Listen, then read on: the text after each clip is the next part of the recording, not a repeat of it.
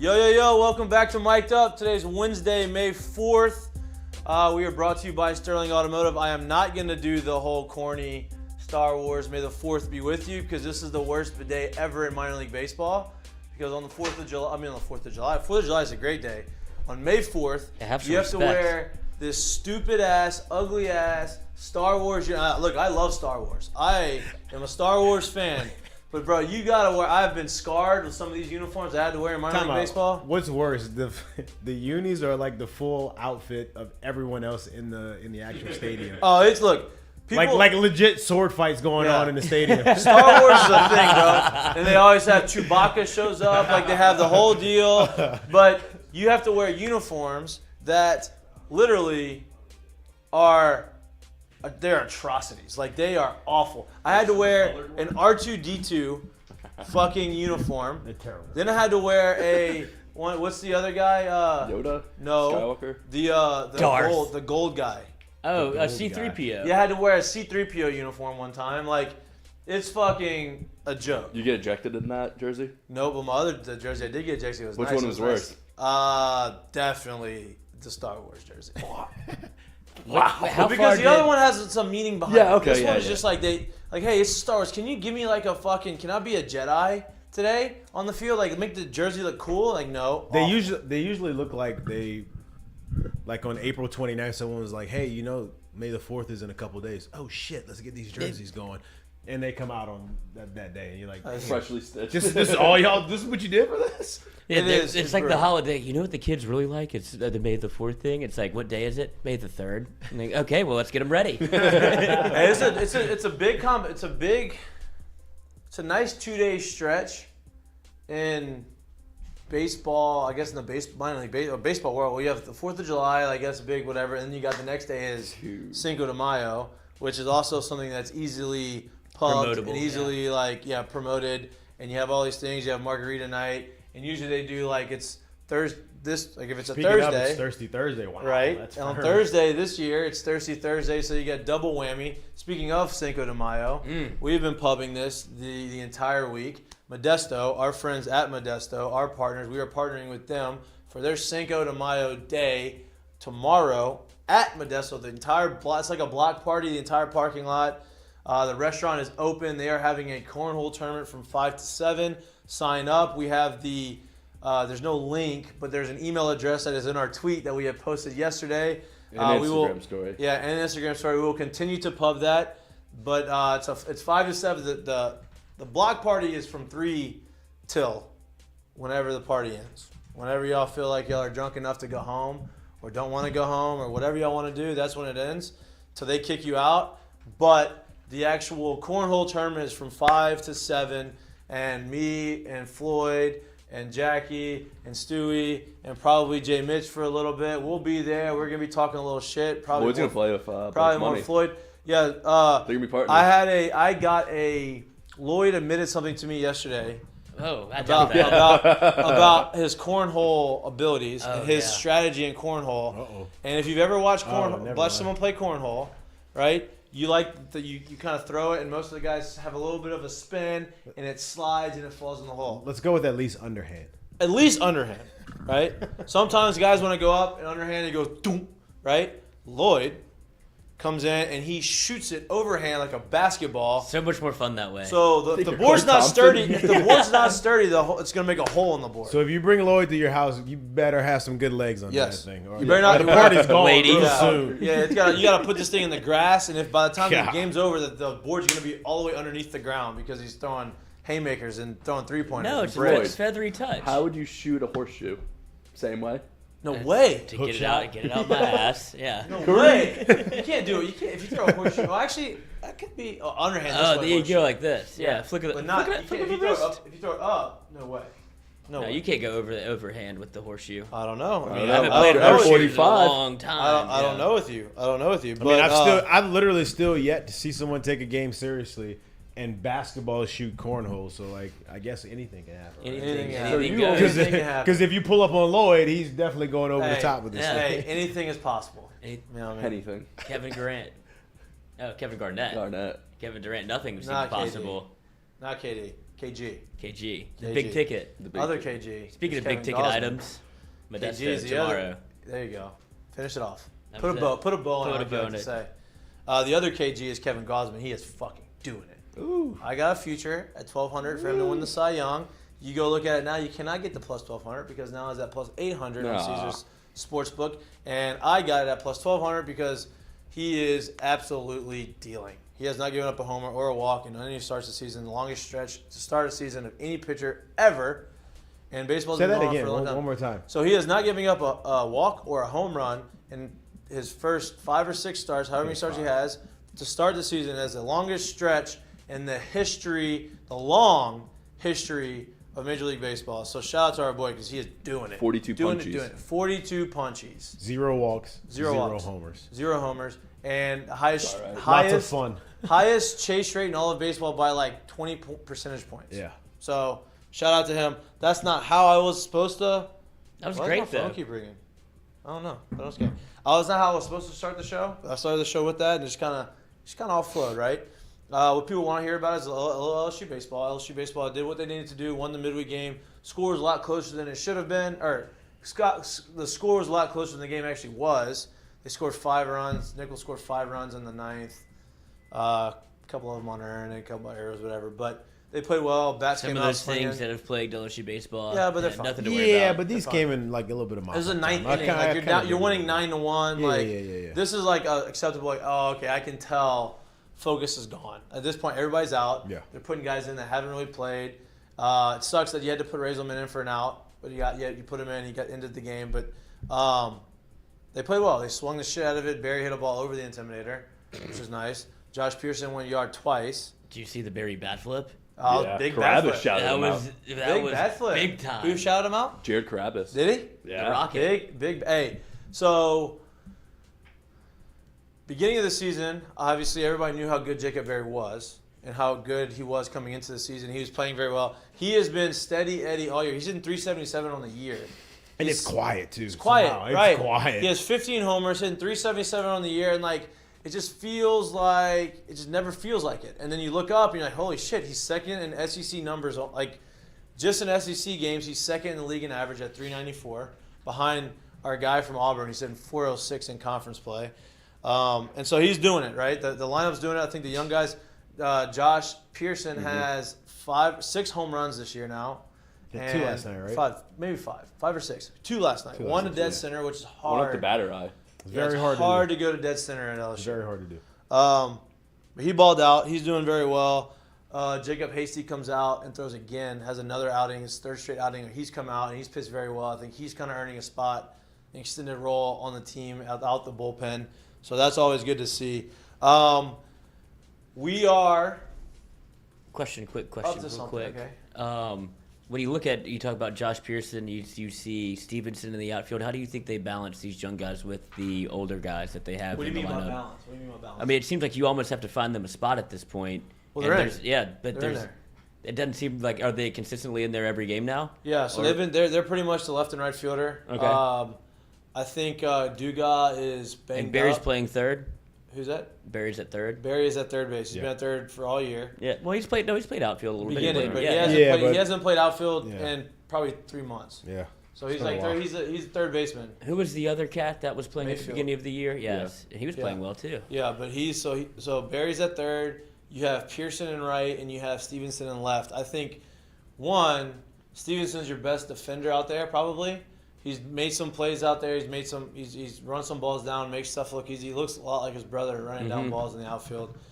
He's got some sock in his bat. Obviously, the bat is one of those things that takes a little while to come through, right? Takes a little bit to adjust to the SC play.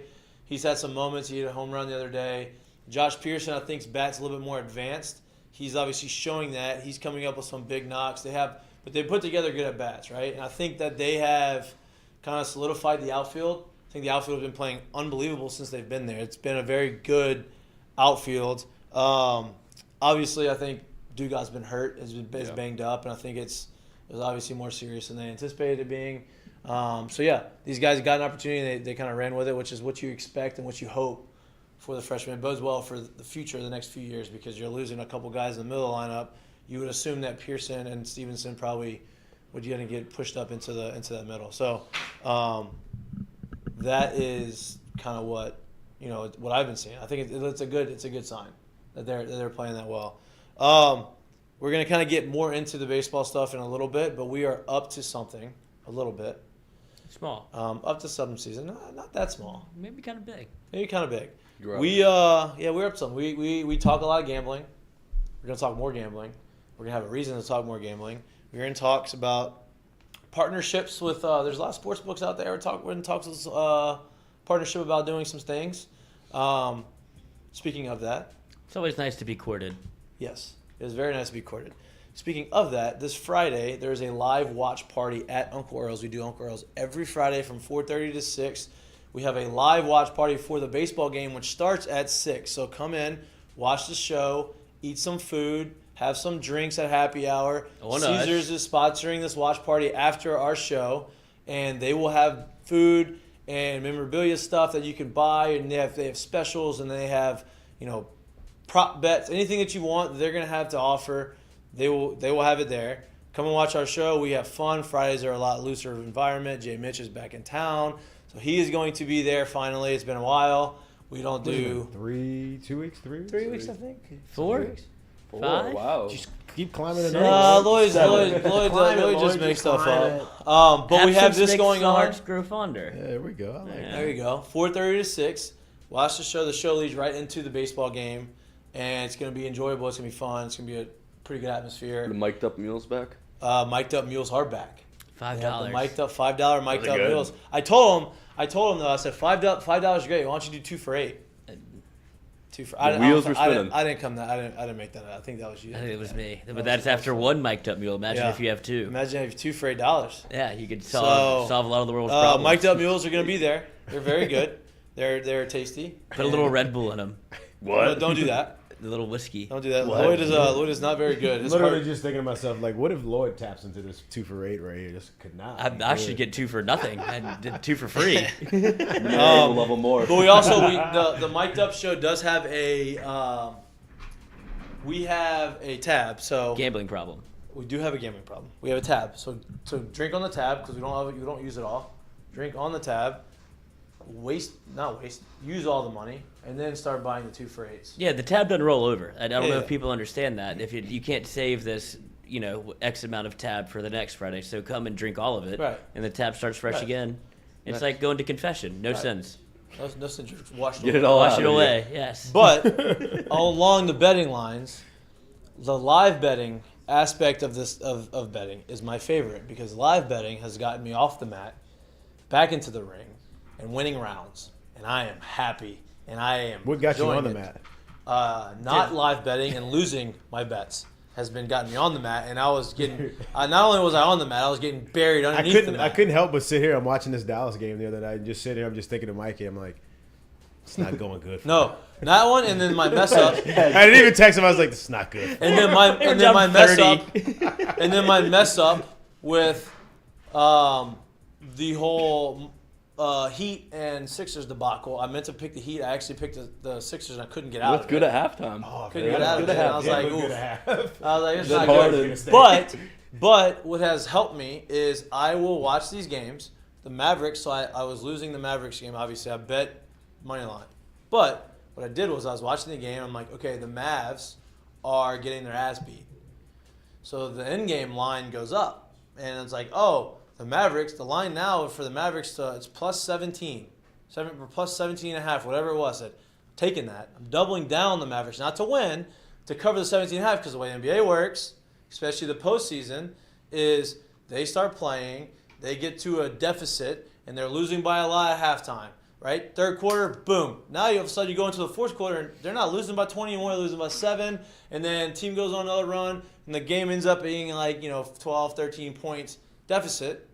And I'm like, okay, boom, hit it, won that one, right? So that has been my move lately is betting the live bets and watching the game and taking the team that is getting their ass kicked early, let the line go up, take that in-game line, boom, win. Or if it gets close, you can sell. Money goes and up. Still make money. I do know. Stocks, I that's do the- know some people that treat it like they're day trading stocks. Well, you have the cash out early option, unless you're Mikey. who he was well, obviously so they far wouldn't let behind. me cash Well, out. yeah, because why would you? This is too good to be true. Bullshit. It was No, bullshit. Joel Embiid was not playing. We also have so to put a bow to finish this whole betting. We're gonna talk about our bets that we won and lost. But Zach Ewing, who is the director of sports betting and gaming for NOLA.com, he does Bet NOLA. He is coming in studio 12 o'clock hour to talk betting with us, to talk gambling, to give us some picks, to help us and help me make my money back and take money from them. And listen, as much as people want to think that they don't want to get, they want to give you money. They got to give you something to take it, right? So they need to. They like to take. They need to keep reeling you back in, right? So they like to take your It's money. the middle. That's great, right? But they also need to give you a couple carrots here and there, so that you feel like, okay, I'm beating the system right now. I'm winning, and then they take you back. But this guy's coming in. He's going to help us talk through what we need to bet and what we want to bet. So he'll come in at 12 o'clock hour. But before that, the boys are in, and we're just going to talk. We're just going to hang out, talk about some baseball, talk about the games, talk about this weekend. What else are we talking about? NBA basketball. John Morant is a monster. Monster. 47 points. He's fucking can't see out of one eye, making 3-pointers out of I wish he half made court. that three. I know. Gosh, shit I know. ever. He got the ball. He gave it back. He's like, I can't see. And then the time was running out. I'm like, oh no, 3-pointer, miss it, long rebound. I'm like, oh my God, he's gonna make this with no vision. And then he was gonna go into the press. But see, what LeBron would have done is LeBron was like, oh, I couldn't see anything. I had no eye. I had 3 rims. I had to shoot at the middle rim. But made it. LeBron made that Yeah, shot. like though. Never LeBron be the did same last after year. the LeBron ankle. made it. Right. LeBron made come it, on. right? Give me a Yeah, break. LeBron. That's what LeBron would have Did said. LeBron make it? Yeah. Stop. That's what LeBron would have said. That's what LeBron would have said. How LeBron many also. championships you want this man to win for? No, look, I love LeBron. I'm just saying, Stop. let's stop making the excuses of like, let's stop making. He is the greatest or one of the greatest of all time, right? Not gonna start that. Not gonna start that kind of, but you don't need any help from. Your eyeballs. Yeah, you don't need it. Like, make it seem like you're doing something extra. Everybody thinks you're good. You don't need any help doing He that. doesn't make excuses. He hedges. Right. He hedges. He Yeah, does. right. Not excuses. He just makes it seem like, oh, I'm doing this. I'm not only am I good, I did this because this happened, right? The ankle injury. Oh, I rolled my ankle. Thought my career was over. Came back. Like, You're good. You're good, bud. nobody was doubting anything. Never been 100% again. Let's just go ahead and give Ja about another 6 or 7 years. See if he learns that art too. But here's the deal, though. So LeBron comes out in the media and he says, "Yeah, Ja Morant, rising star." I'm like, bro, he's a star. Yeah. Like, he's not. There's no rising about it right now. Like, he is a star. Like, he's not under the radar. I'll agree He's with not- that, but I'll just say this: I do think you could do whatever you want during the regular season. You can do whatever you want in the fourth quarter of the regular season. I really do think like names are like legit made once you get to the playoffs. No, I agree. So this agree I with that. do think agree in the with sense that. that like you're But starting he- to like there's no one else playing. So like there's a night where it's just Ja and maybe another Right. team, and then they make it to the next round. It'll literally just be them. So I do think that there's some validity to that. The same thing just happened with Brandon Ingram. It feels like he Yeah. just got his star turned because he was able to show out in the playoffs, and Well, that's where now Brandon Ingram the last 2 years has made a huge. He was always been good, but the last 2 years he made a huge jump. 23 Right. points I'm a just game saying in to the sense 28. of like Right. tonight's they're not gonna play tonight. They'll play tomorrow night, right? Yeah. No, they don't play No, again there's until No, Saturday. until the Saturday. 7th because they travel. Okay, so there's 2 days off there. No, they Seventh. don't play again until Like 4 Saturday. days. Seriously? the All right. 7th. Well, let's just say Saturday. They play again on Saturday. There'll be one other game that night. There's only 2 games to talk about. So like I do think when you ball out in the playoffs, it's No, I'm that with you. much more 100%. magnified. So like the 100%, star because the really- games the star really accelerated. brings. Yeah. It's the game's faster. It's more intense. Like that, 100%, no doubt.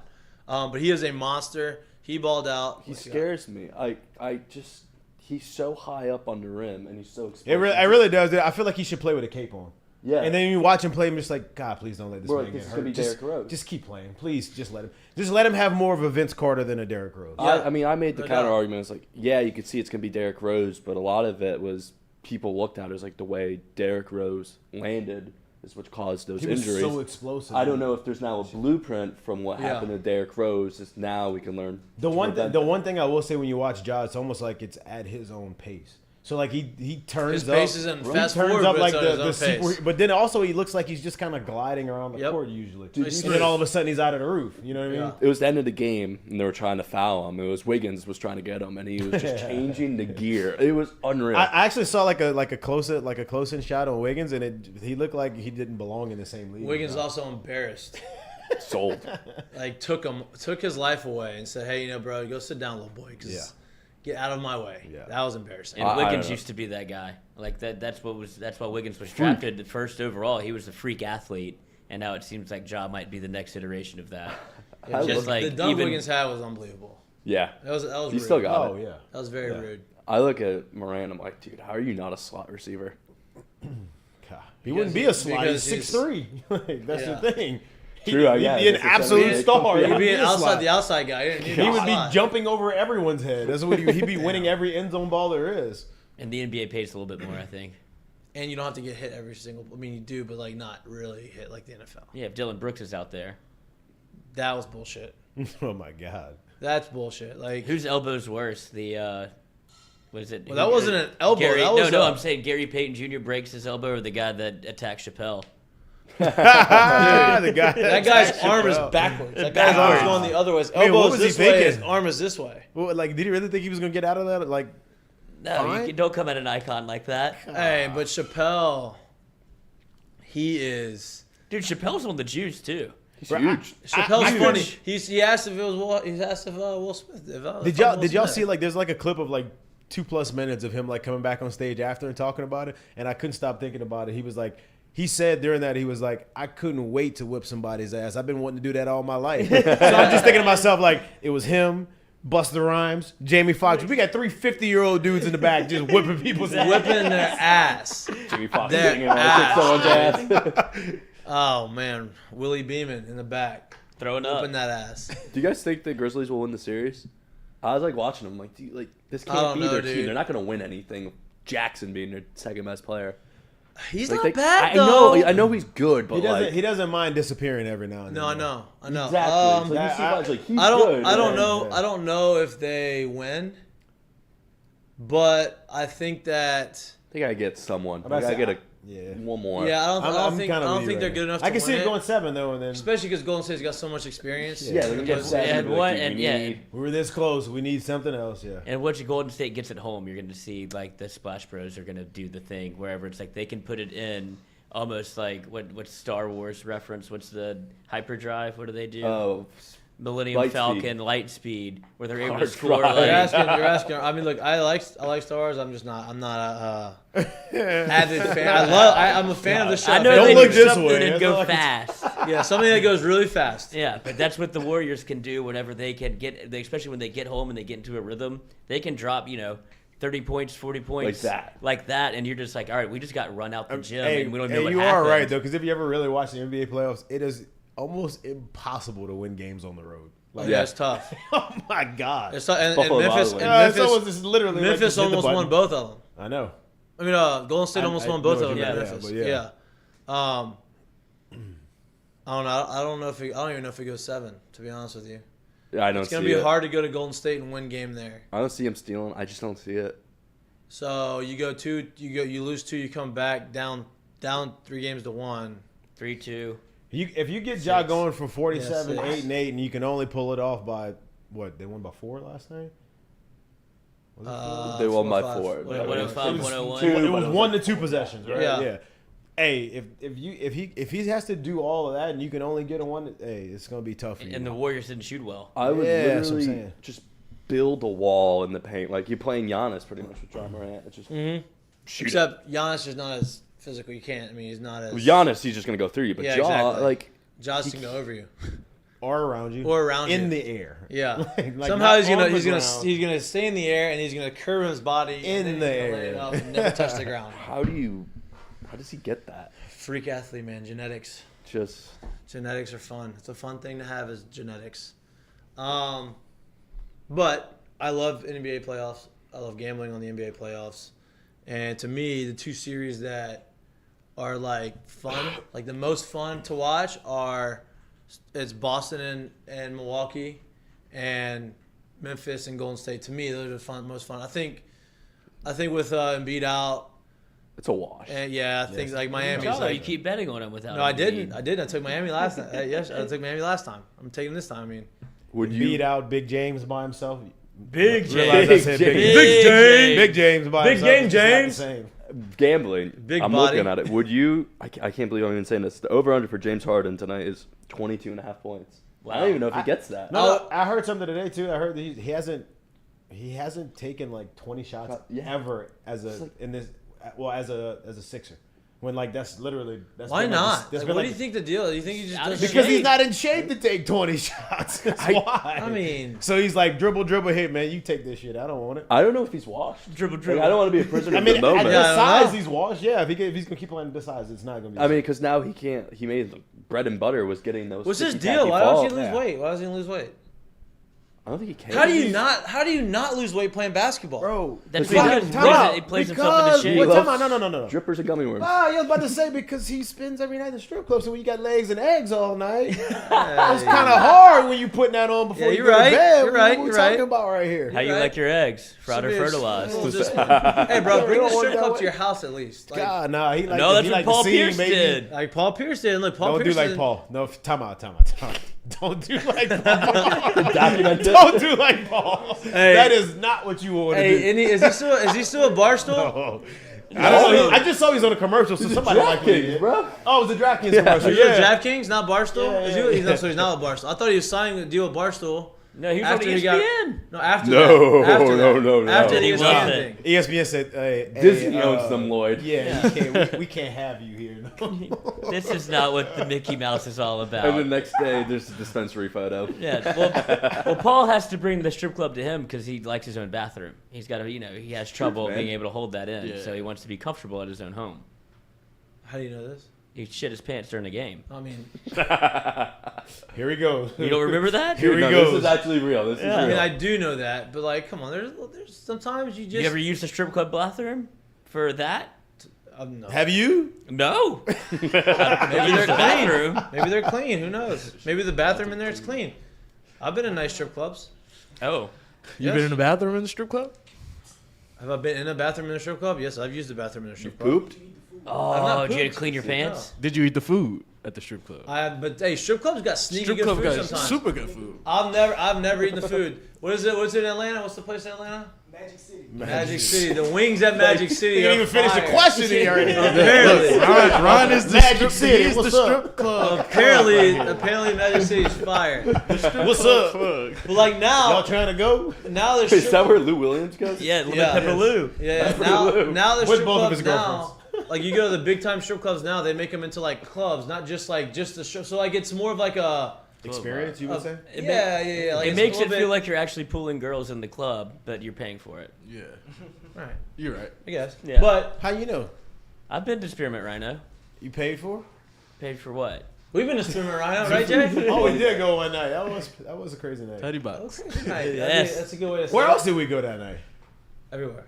We had dinner somewhere. We No, that was just the only night. Or was We that had, the- we had dinner that was a different before, and then we went to Spearmint Rhino. That was the one night. I just and then- remember us y'all pulling with up a full belly? I just remember us pulling up the Spearmint Rhino on this like black bus with like 30 dudes on it. We hopped Yeah. out deep as shit. deep.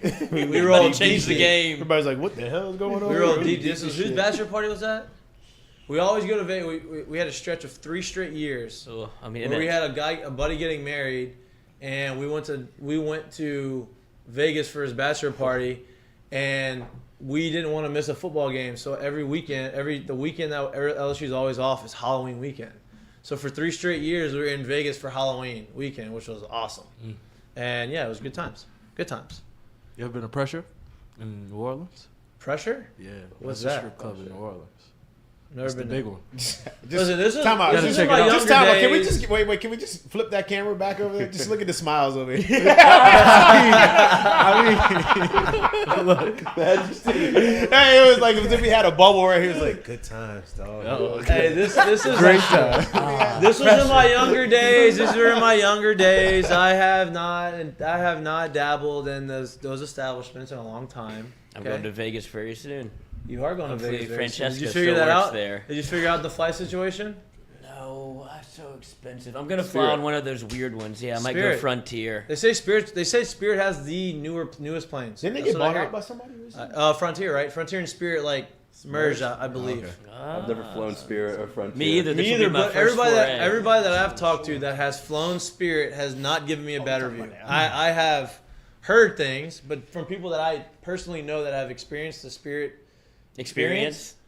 they have nothing good but good What things makes to it say. so cheap? Is it just like Well, they can't bring charge bags no, on? Anarchy. they charge you for But everything. I think I have heard like they smack you for like bag, like it's the flight's cheap, but then when you like paying for bags, Yeah, look, the smack flight's you cheap. with- Oh, so You have They to get their pay money somehow. Yeah, Okay, the flight's cheap, right? Like the initial ticket is very, very cheap. Yeah. Then you got to pay for your seat, then you got to pay for your bag, and you got to pay for peanuts, and you got to pay for None all of that these will different happen to things. me. I'm not paying for any of that. Like the seat, you don't even have to do. It's if you want an assigned seat. Right. Put me next to anybody. We'll be friends within the hour. What if they Or smack you'll you right in hate the middle me. though? What do you like that middle seat? I'm tiny. It doesn't matter. Middle What seat do you doesn't like bother the me. middle seat? I don't like any of the seats on the plane, to be honest. I don't like to look out the window. That freaks me out. Aisle. I love the aisle. but I like to give the Except aisle to when the they taller. start, Take your legs out a little. yeah, except where they bang you with the fucking. Drink cart. I'm But no drink carts on a Spirit. big window guy. I'm not even gonna lie to you. I'm just leaning on the window and I'm Yeah. Oh no, That's but the move. I out. get like my feet get. I like my feet to. I mean, get I out. agree with that too, but then I'm gonna be all in the aisle. I'm just like, you know what? I'd Yeah. just be better off going to Take sleep. an I had apple to juice go- to the ankle. Yeah, I don't like that. I had a, don't roll the cart right into my calf. Yeah. I don't really want all that. I had to go to. I'm going to my buddy's bachelor party in a couple weeks, and we're in Myrtle Beach. And Myrtle? Dirty Myrtle. Dirty Myrtle, baby. The So, we're pride. gonna play of golf. Dustin Johnson. Is that where he's from? Sure, he'll be out there. Is that where he's from? Yes. Does Johnson Dirty Myrtle? Uh-huh. Can, a lot. can I Explains give a y'all lot. can I But give I'm y'all a going- Myrtle secret or not secret story really Yeah, quick sure. because it is a goat type story. Sure, go ahead here. Minor league baseball. I think it was. Hey, the Myrtle Braves. Beach got a great place to play in Oh, it's for awful. minor league baseball. Awful in the sense of no one goes there for baseball. Well, duh. Duh. Like the joke Yeah, about but it you got the always used beach to and be. you got everything. The joke about it always used to be like, "Hey, Myrtle's in 2 weeks. Get your hits in now, because you know baseball's secondary when you go there." Anyway, Little beach we Pelicans. had like we Little had a Nash trip Vegas. there. We had a trip there one time. I'm not sure if you could find this like publication about this. It's probably out somewhere. I don't know. Maybe. I'm not gonna say any names. We found it today on Google. That's kind of hard to find stuff from back in the day. I'm not gonna say any names. We had a kid there on the team who went out in Myrtle one night, hammered drunk, came back to the hotel, right? Good. That's good for him. Got it back. He got released the next day because Tough. the way he came back to the hotel was he walked through the front door of the hotel by the receptionist's desk, Still good. butt ass naked. Nice. He was so Nice. drunk, he was butt ass naked. He walked in to the elevator, was pressing the button on the elevator when the security guard was like, "Son, sir, Son. you ain't got no clothes on, and we can't be Where doing does your this." clothes go? So once the organization found word about that, the next day whacked him. Is he a proud? Was he proud? Like, could he be proud of being naked? No, Oh, it wasn't one of those. Grower, not a No, it shower. wasn't one. That's a tough one. And Why is the in a air lot on of here? in a lot of different aspects, he wasn't very physically fit, Mm. and I'm not exactly sure he was.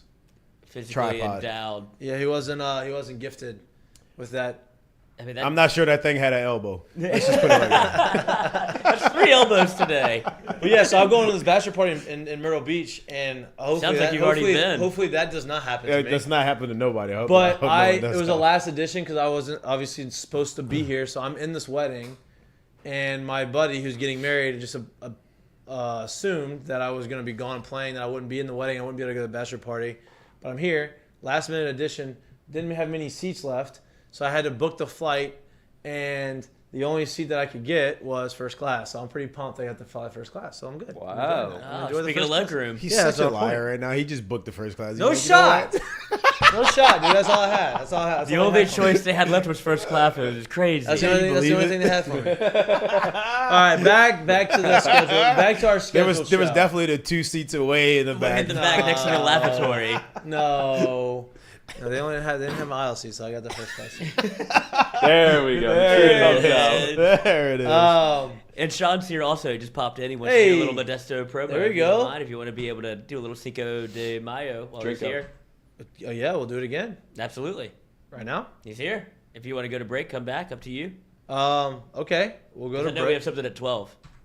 I mean, 12-ish. I don't know when he's Okay. coming in. I just haven't talked to. We'll talk a little LSU baseball first, and then we'll take a little break. I mean, Perfect. is he here for a while? I don't know. good. I wasn't expecting him to come. I know. I was gonna text you. He was right across the street. Okay. Well, I guess we'll take a little break. I'm kind of got frazzled there. Okay, we'll take a Way to little go. break. Some producer. That's right. That's Seriously, how you do it. we'll take a little break, and then we'll figure out what we're gonna do. You're watching Spirit Mik'd Airlines Up. The producer. No shit. We're Mik'd Up, brought to you by He Sterling said it's Automotive. nice. Yeah, I guess so.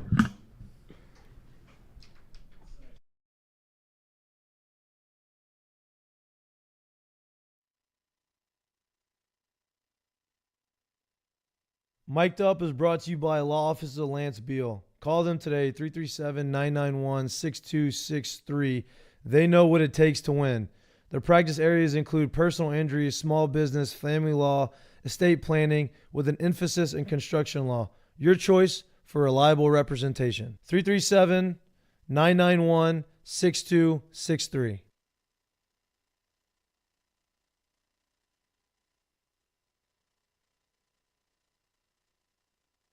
At Rejuvame, we specialize in medically monitored hormone replacement therapy, giving you the energy you need for all life's challenges.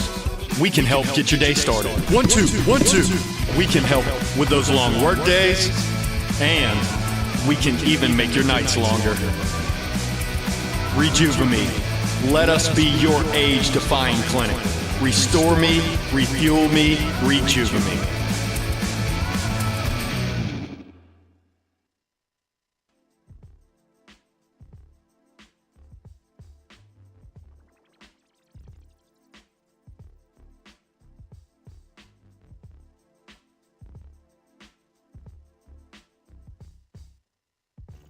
To Mik'd Up, we are brought to you by Sterling Automotive. We have Sean Courtney, the better looking brother That's for of sure. the Courtney brothers. Also, part of the Modesto Roca family. Yeah, go Eats. Go The Eats. whole There we go. crew. That's where I was going with the Go Yeah. Eats family.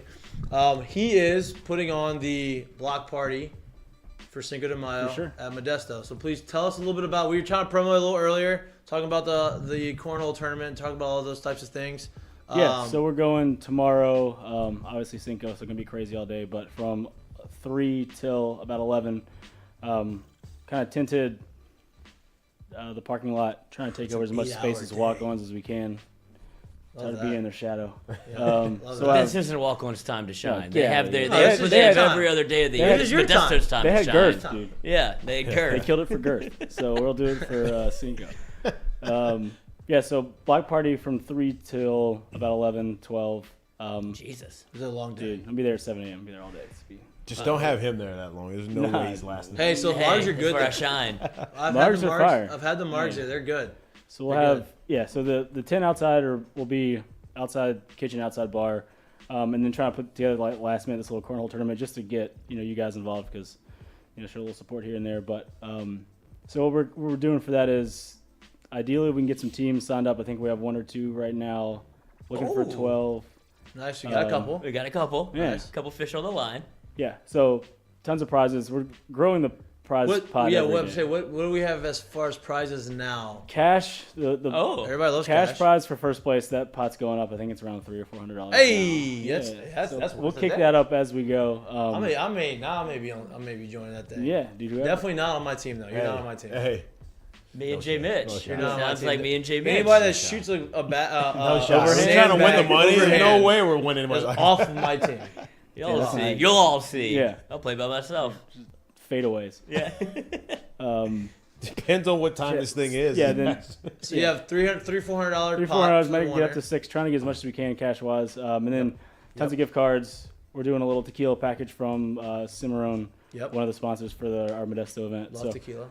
there you go. And then whoever participates, obviously, free drinks for the time of the event, free food for the 2 hours. So we're trying to put it on shot clock because I don't have time for 6-hour cornhole tournaments. Here we go. So we're going 4 to 6 20-minute games, Shot clock. 1 minute shot clock, No discussing the score. No discussing the score. I'll be there to referee. Yeah. So it'll be like. So you know these rules already. Oh yeah. Yeah, I guess. You got the email. Yeah, but the no discussing the whatever. score. That was Yeah. that's a different thing. That was not in the email. Well, it's kind of like an intramural game, you know, when people are playing basketball and they call your own foul. Then it's like, hold on, what are we all talking about? Oh, like they. Yeah, like you're talking about the teams competing Yeah. each other. Can't. Yeah, we're not Okay. calling it. Yeah, we're not. You know what we should have? This is what we should do. We can do whatever. You remember the old school weekend basketball where they have the red and the blue, and you have to flip up the scores, and you have like Oh that- yeah, the little You scoreboard. you should make Lloyd manually do the scoreboard. Yeah, I you can do gotta- that. Do you have a laminator and a hole puncher? It'd take 20 minutes. That's what we need. I'll get That's mom it. on it. My That's roommate. right. Oh, yeah, you go. Task it out for Lily. Your roommate. We're just trying to, it's not the most serious tournament in the world. We do have a championship belt with a bunch of corn in it. So there you Hey. go. There's that. That And- came in yesterday. And what's the other thing with Slap a corn? big street Elote? corn on it. Yeah, what's the elote? Isn't if it's it's a- overtime there? It becomes Oh, a- yeah. Well, we'll see if we get enough teams to do that. But if we need to break in overtime, we might have to throw in a little eating competition. Little who Okay, can knock out okay. a slab of corn the fastest. Ooh, that's a tough one. Yeah. You can get So- corn all up in your teeth and shit. Yeah. Just make them Looking smile a fool. after so they have the corn. So, yeah, we'll do corn teeth. each game 20 minutes timed. Just try to keep the pace going. After 20 minutes, whoever has the most points kind of wins and moves on to the next round. So 12 teams, 6 rounds, Bracket style. 2 hours if we can get it rocking.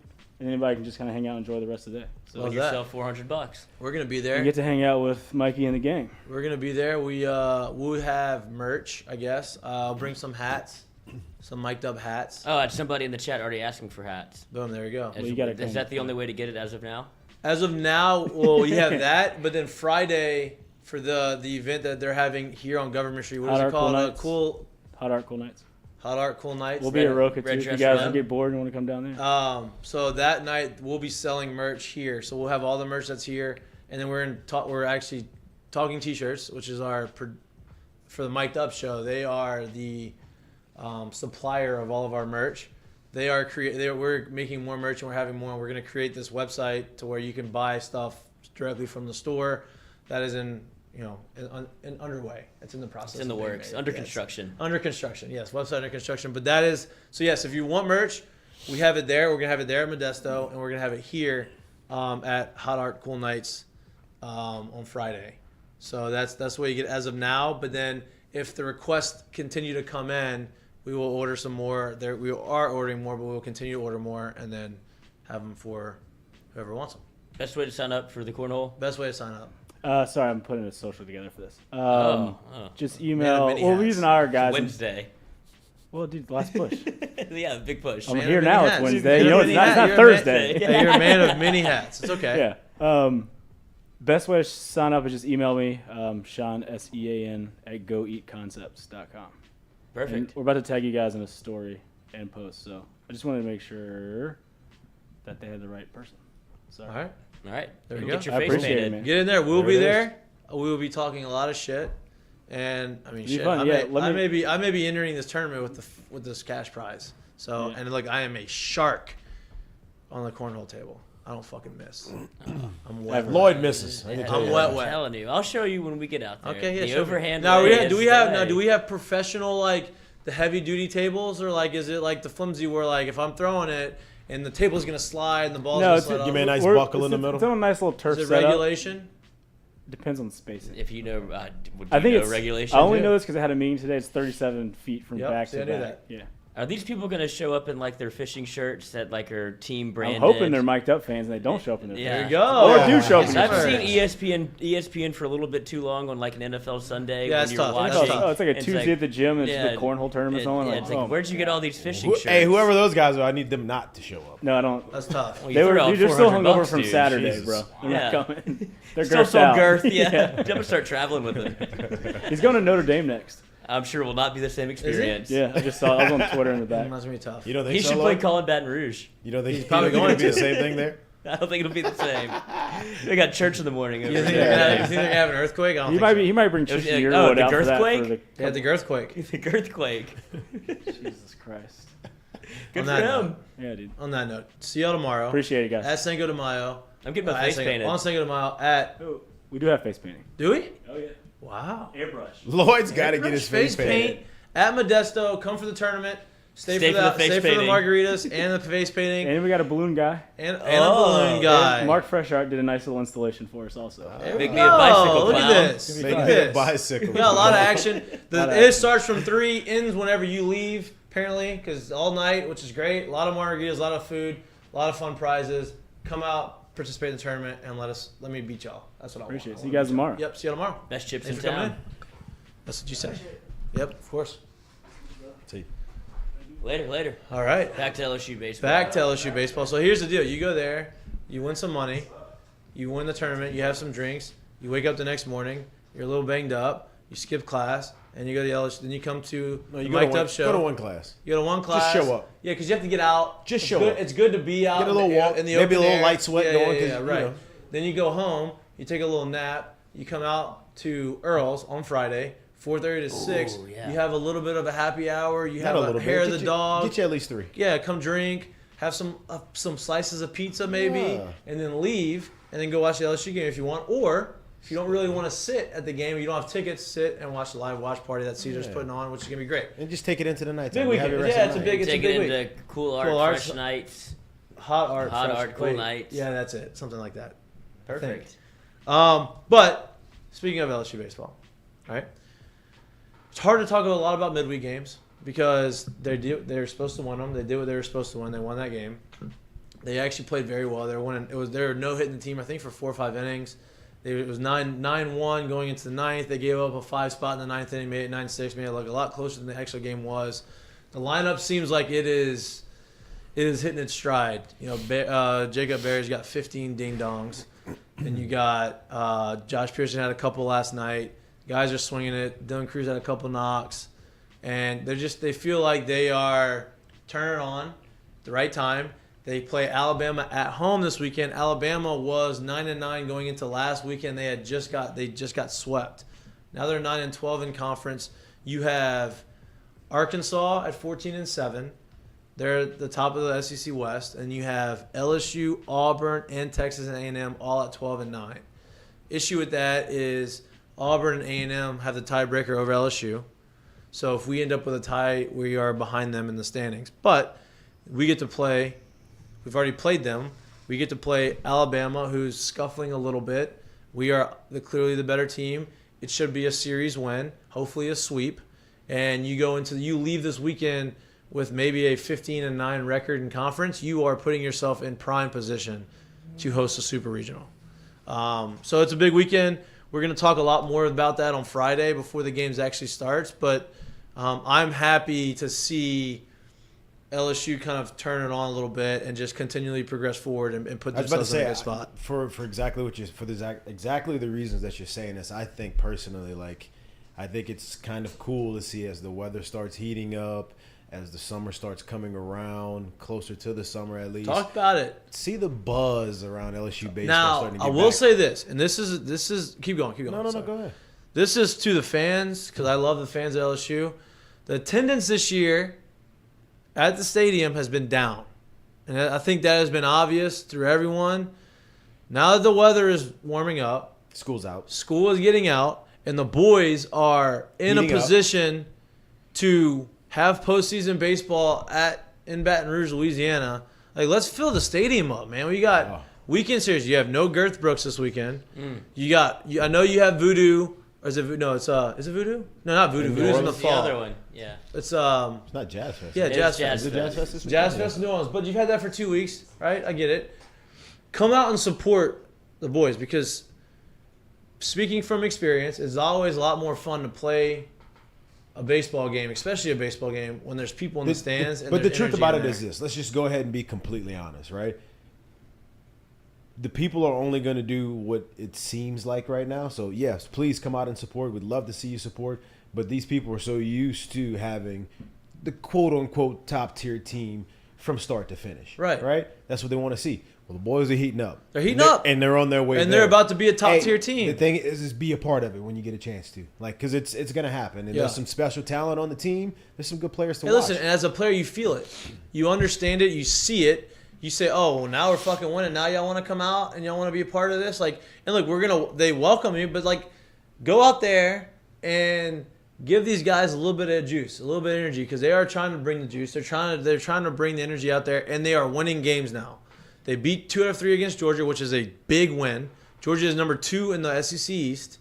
Like, nobody's catching Tennessee. They have 4 losses on the year. 4 on the year. 1, 2, 3, 4. That's it. 4 losses on the year. I see this ending badly for them, but 4 on the year. I agree. I don't think they win the whole thing. I don't think so. I'm sorry about your future that you put in on them, but I don't think they win the whole thing. I don't think so. Look at you working on behind the scenes there. A little graphic, but I kind of agree with you. I feel like they haven't tasted enough failure yet to be able to. A lot of shit talking. A lot of shit talking, which I understand when you're front running. Like, you're the number 1 team in the country. You haven't lost a lot. It's easy to fall into that mode. For me is this too. Like, that's a team that's not used to doing what they're doing. They're not used to being where they are. They may breeze through all of postseason baseball and get to Omaha, but once they get away from home and it's not the same, and you ain't got all your fans and you ain't got all your people, and it's not that, things may change for them. Get your back against the wall. Things may change for them. Listen, postseason baseball, a lot of things. Postseason anything, it's hard to predict. A lot of things happen. They are very good, very, very, very good.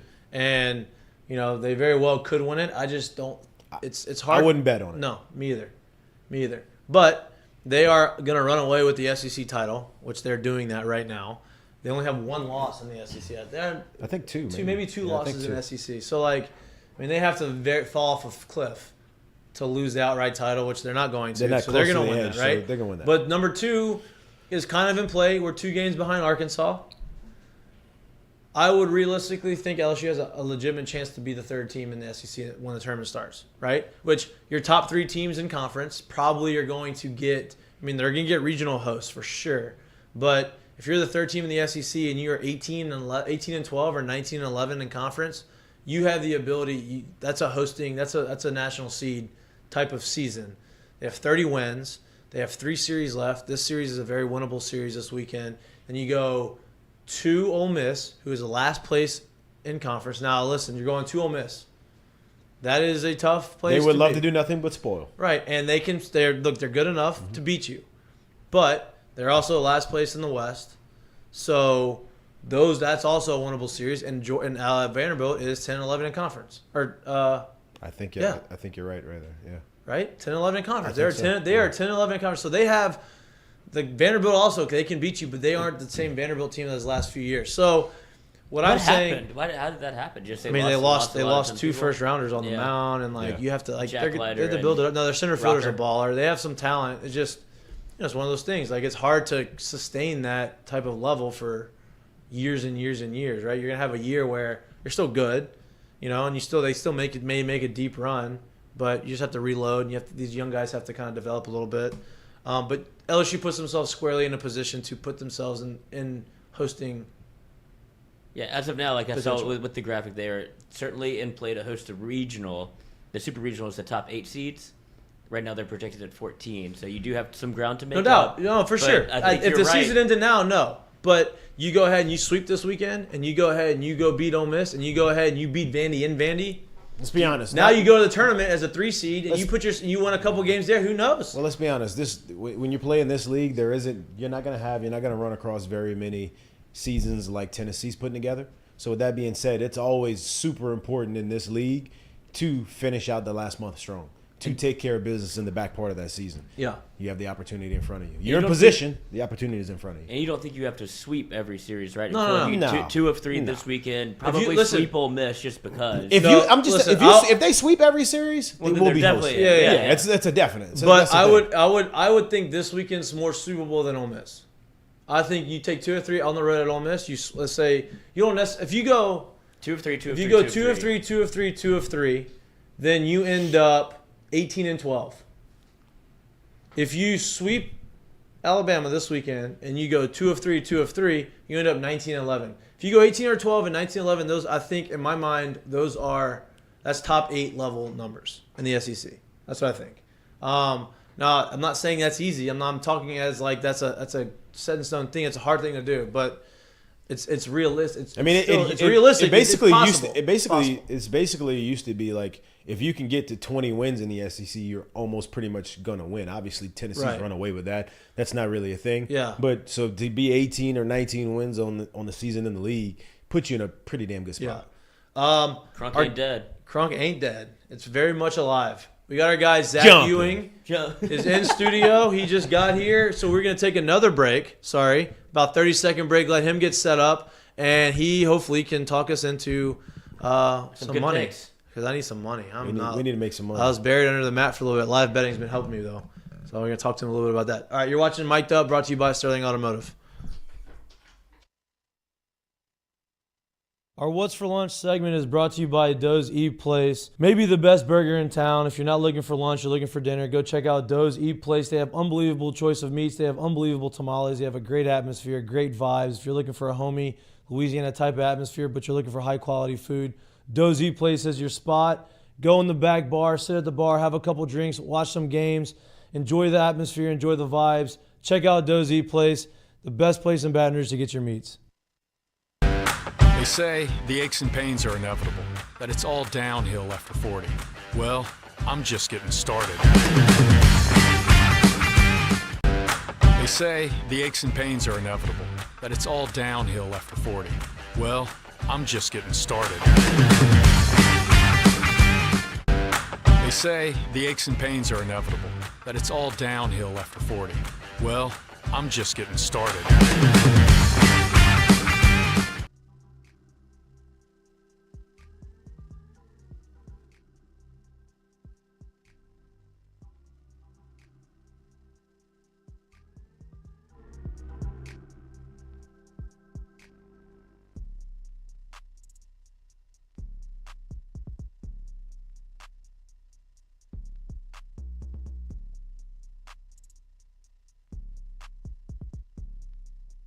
Welcome back to Miked Up. We are brought to you by Sterling Automotive.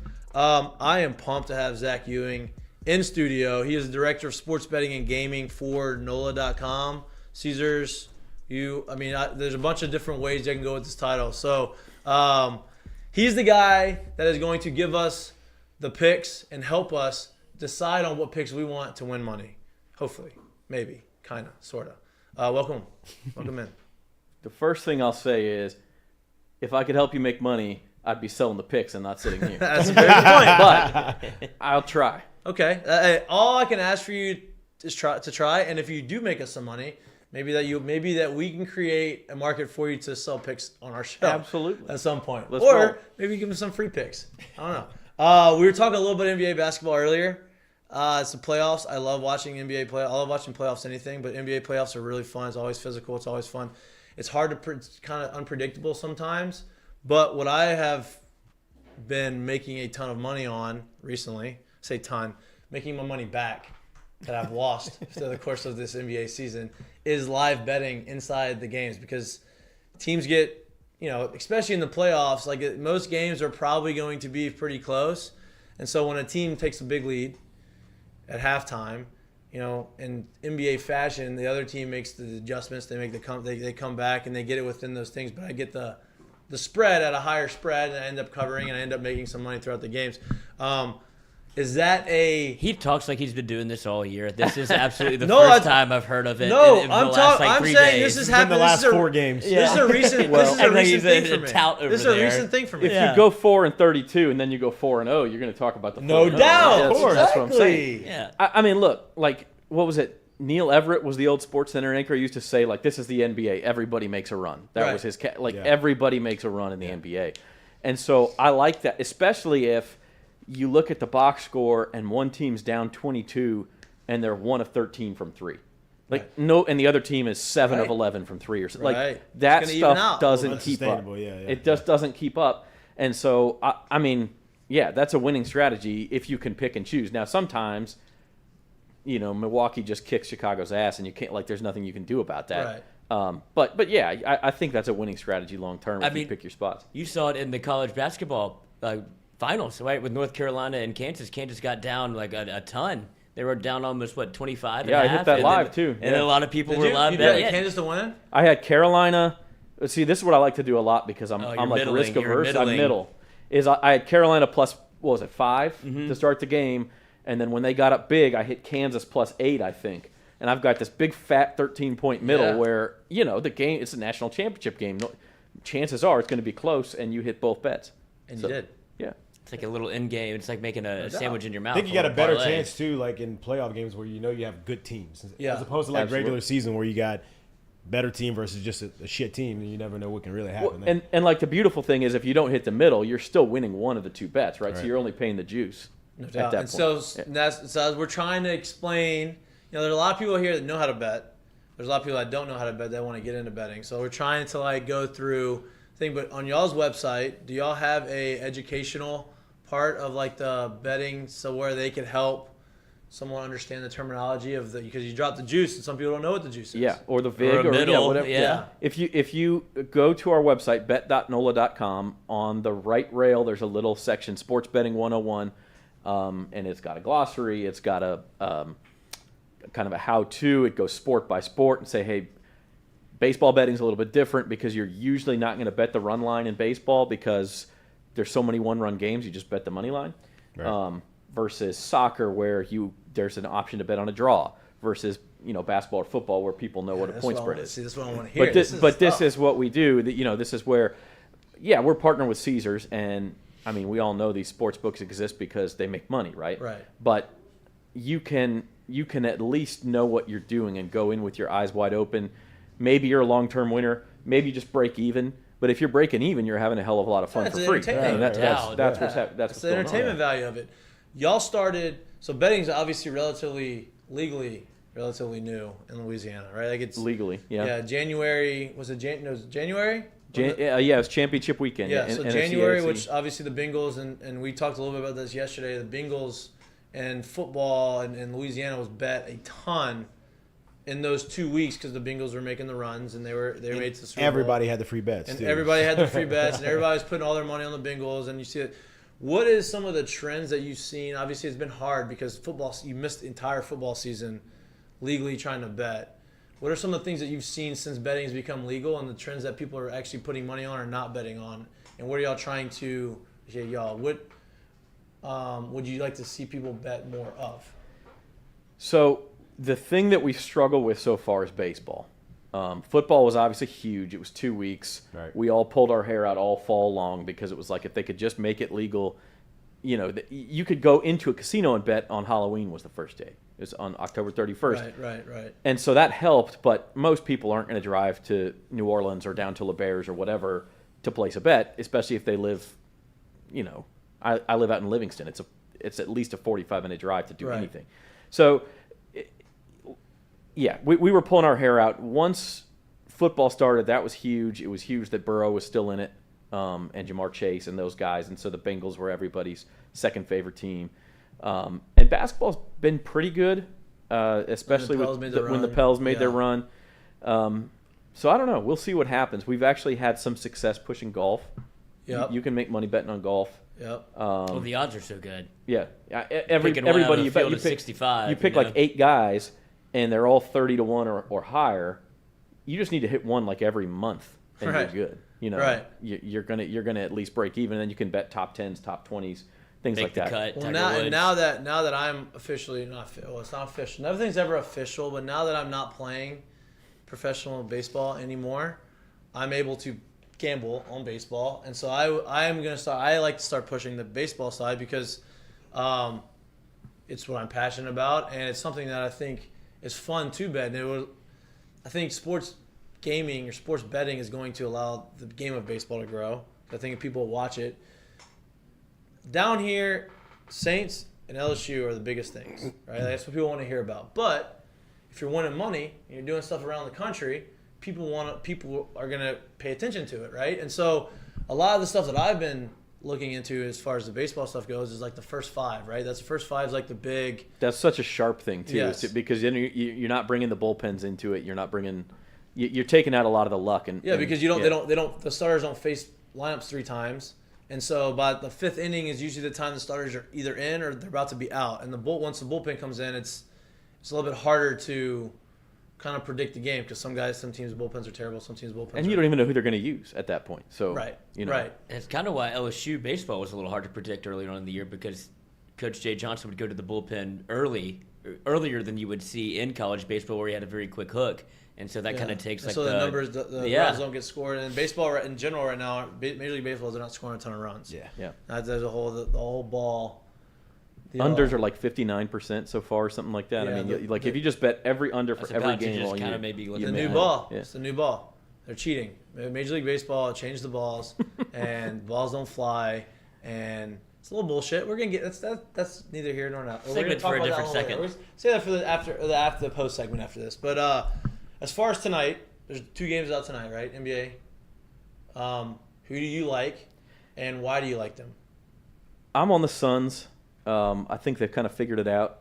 I think the Mavericks, you look real good against Utah because Utah's got that like Olay defense, where Jalen Brunson, hey, here's the paint, man. Go see if you can finish. Phoenix isn't going to do that. I mean, as the Pels found out, they've got like 3 or 4 guys who are better defenders on the perimeter than anybody Utah's got. That first game was a 7-point game the Suns won, but it wasn't that close. Yep. I still think there's people who look at that score and say, it's a 7-point game, 5.5 point spread. Maybe Dallas bounces back. I don't think so. But Dallas was down 20 points at one point. Exactly. I got that was a live bet. That's what I started. That was one of the ones that got me. I bet the Mavs to cover it, and they got me. They got it because Phoenix doesn't care in the last 5. Right, They're up 25 points. They're going to empty the bench. Yeah. Exactly. Yeah. Especially when one of your best players is 37 years old, you're going to go sit down. And you're not going to play, and your other best player has been banged up. You're not going to play at the end of the game because we don't want you to waste your minutes, and we want you for the long term. What about Philly and Miami? I feel like this is the one series that I'm like, Philly has no shot if Embiid's out. I don't think so. I honestly didn't like him before Embiid was out. I've been kind of down on Philly. I thought Miami was a great matchup for him, but he's gone. Yeah, I mean, Dell just – I will say this, too. I've never liked Doc Rivers. I was a Clippers fan for a long time. I lived in California. Okay. Doc Rivers in the playoffs, outthinks himself. Great regular season coach. Players love him. He gets into these playoff matchups and starts changing stuff. And now that Embiid's out, obviously he has to a little bit. But if you look at that game 1, their plus-minus was so much better when they just went without a center. They could match up better with Miami when they went small. But he was playing DeAndre Ayton what did he play, 25, 30 minutes or something, and they're minus 20 in the minutes that not DeAndre Ayton. DeAndre Jordan. That DeAndre Jordan is playing DeAndre Ayton. Yeah, that DeAndre Jordan is playing, they're like minus 20. And he just kept playing him. And it's like, if you're going to do that, I mean, we'll see what adjustments they make. I'm staying away from that one tonight. Maybe an under. I think, what is it? That's the one thing I'm not good at in the NBA. I can't figure out the over-under. Over-under 208. Yeah, it's a little low. I know that's low for an NBA game, but man, Miami. Who's going to score the basketball? Miami is an under machine. Well, yeah, their defense has been so good when they have Bam Adebayo and everybody out. They're all bought in on the defensive end on Miami. Like what they did in the first round was just they put a vice grip on who I don't even know where they were playing. In 5 games? Toronto. Yeah. I mean, Toronto didn't have very much offense, but. Atlanta. Oh, yeah. They had Trae Young, and he had to go. He switched on P.J. Tucker, onto Bam Adebayo, onto Jimmy Butler. It's like it never ends. I mean, you're right, though. Under machine. Great defense. Arguably their best scorer is their 6th man. Slow tempo. They don't push it. Yeah, there you go. I mean, what about the Milwaukee and Boston series? I know they don't play again until Saturday, right? Is that right? The 7th. Yeah. I know there's no games tomorrow. The 7th. Yeah. So Saturday, So, I mean, I've been on. If you listen to us at bet.nola.com, I've been on Boston since December. I have a bet on. You hear that, Jackie? There you go, Jackie. He's a Boston Celtics guy. See, I'm not a huge fan or anything, but I just love their team. I have them at 11-1 to win the East from back in December. Oh, you fucker! Wow. And then I think I doubled down and got them 8-1 to win the whole thing. When they were starting to get hot, because I just they're so well balanced. They have everything. They've got the rim protector in Time Lord. They've got the perimeter game. They've got the budding superstars, and they will lock you down. Yeah. It's like Miami, but they can actually score. Yeah. And so I was a little, they lost this game Sunday, and I started to get a little worried. I feel like they'll get one in Milwaukee. I mean, but do they have anybody? I mean, look, I know they can defend. They can defend with the best of anyone. But do you have any? I mean, it's hard to defend Giannis. Like it's just. Oh yeah. How do you defend that, and how do you counter that? I mean, this series worries me because he's the one guy who can I mean, he's throwing alley-oops to himself off the backboard. Like, who does that? I mean, how do you defend that? So, this series worries me for sure because of that. But I do feel like you saw it last night. Marcus Smart's out, and they're still locking that team down. Giannis is going to have to play at an unbelievably high level for them to win that. And series. so many Well, minutes, they're both sitting there because Chris Middleton's out too right now, right? Right. True. Yeah. So it's kind of balanced out, I guess, if you will, because I personally be like, if Middleton's back, that team's so hard to beat if they're playing well and he's shooting well. Because they're so big, they're so long, he's so ugly. It just all kind of I goes like him together. as a value. He's a great player. Yeah, he's a though. great He's player. a great player. He's a great player. That was mean of me to say. I'm sorry, Chris Middleton. If you No, listen I to mean, our I think show. he knows. He probably does well for himself. Chris, that was all Mikey. I was Yeah. just literally, But I think, to me, the two favorite series I like to watch, like that to me are the most entertaining, is Milwaukee and Boston, and Golden State and Oh Memphis. my God, Golden State. Right. I have no read on that series. I don't know what the hell's going to I happen. mean, I would if to win the series, like we talked about before, I would lean on Golden State only because of the experience that they have, and that's really it. I mean, I don't know. I just they have the playoff experience. They have the superstars that have been there, done that, won it, and that's my only. Yeah, I only mean, thing. my question is John Morant, like we know he's special, right? But is he Russell Westbrook special where he does a lot of stuff that makes you go, wow, and then they still don't have that high level of success? Or is he like an all-time great special? I think you make a great point because that's the thing. So, like Golden State's got home court advantage. Can he go on the road, put up a game like that, and then close it out at the end too? That's what we don't know yet. Yeah, but, I mean, because if you think Memphis was very close to going down 2-0. Of course, they're close to being up 2-0 also, but that was at home. Now they got to do it in San Francisco. They were close enough in making it to this round of the playoffs. Like them and the Timberwolves, they had to come back from 23 different times. The Timberwolves are good, dude. The Timberwolves are good. I like the Timberwolves a lot. That was a tough. Yeah, that was a tough draw for They them. took you to the bank. Weren't you on the Timberwolves a couple of times? Yeah, but I won one. Okay. Just But one. I'm interested. So I didn't you're, bet them the whole time. yeah, but you're kind of watching the games as we are, where you're feeling the series out. You're not necessarily looking at a number that will make or break whether you bet or not. No, I like to look at the series odds too as they change. Like I think there's some value. Boston's minus 130 to win the series. I think they were minus 150 to start. So they split those two games. The key is, are they going to get one of these games in Milwaukee? Right. And sometimes you got to pounce too. Like if you think they're going to get one in Milwaukee, but it might be game 4, maybe you wait because they lose game 3. You're going to get them at Minus plus 110. plus 250. Yeah, I mean, you're gonna get them. They'll be down in the series.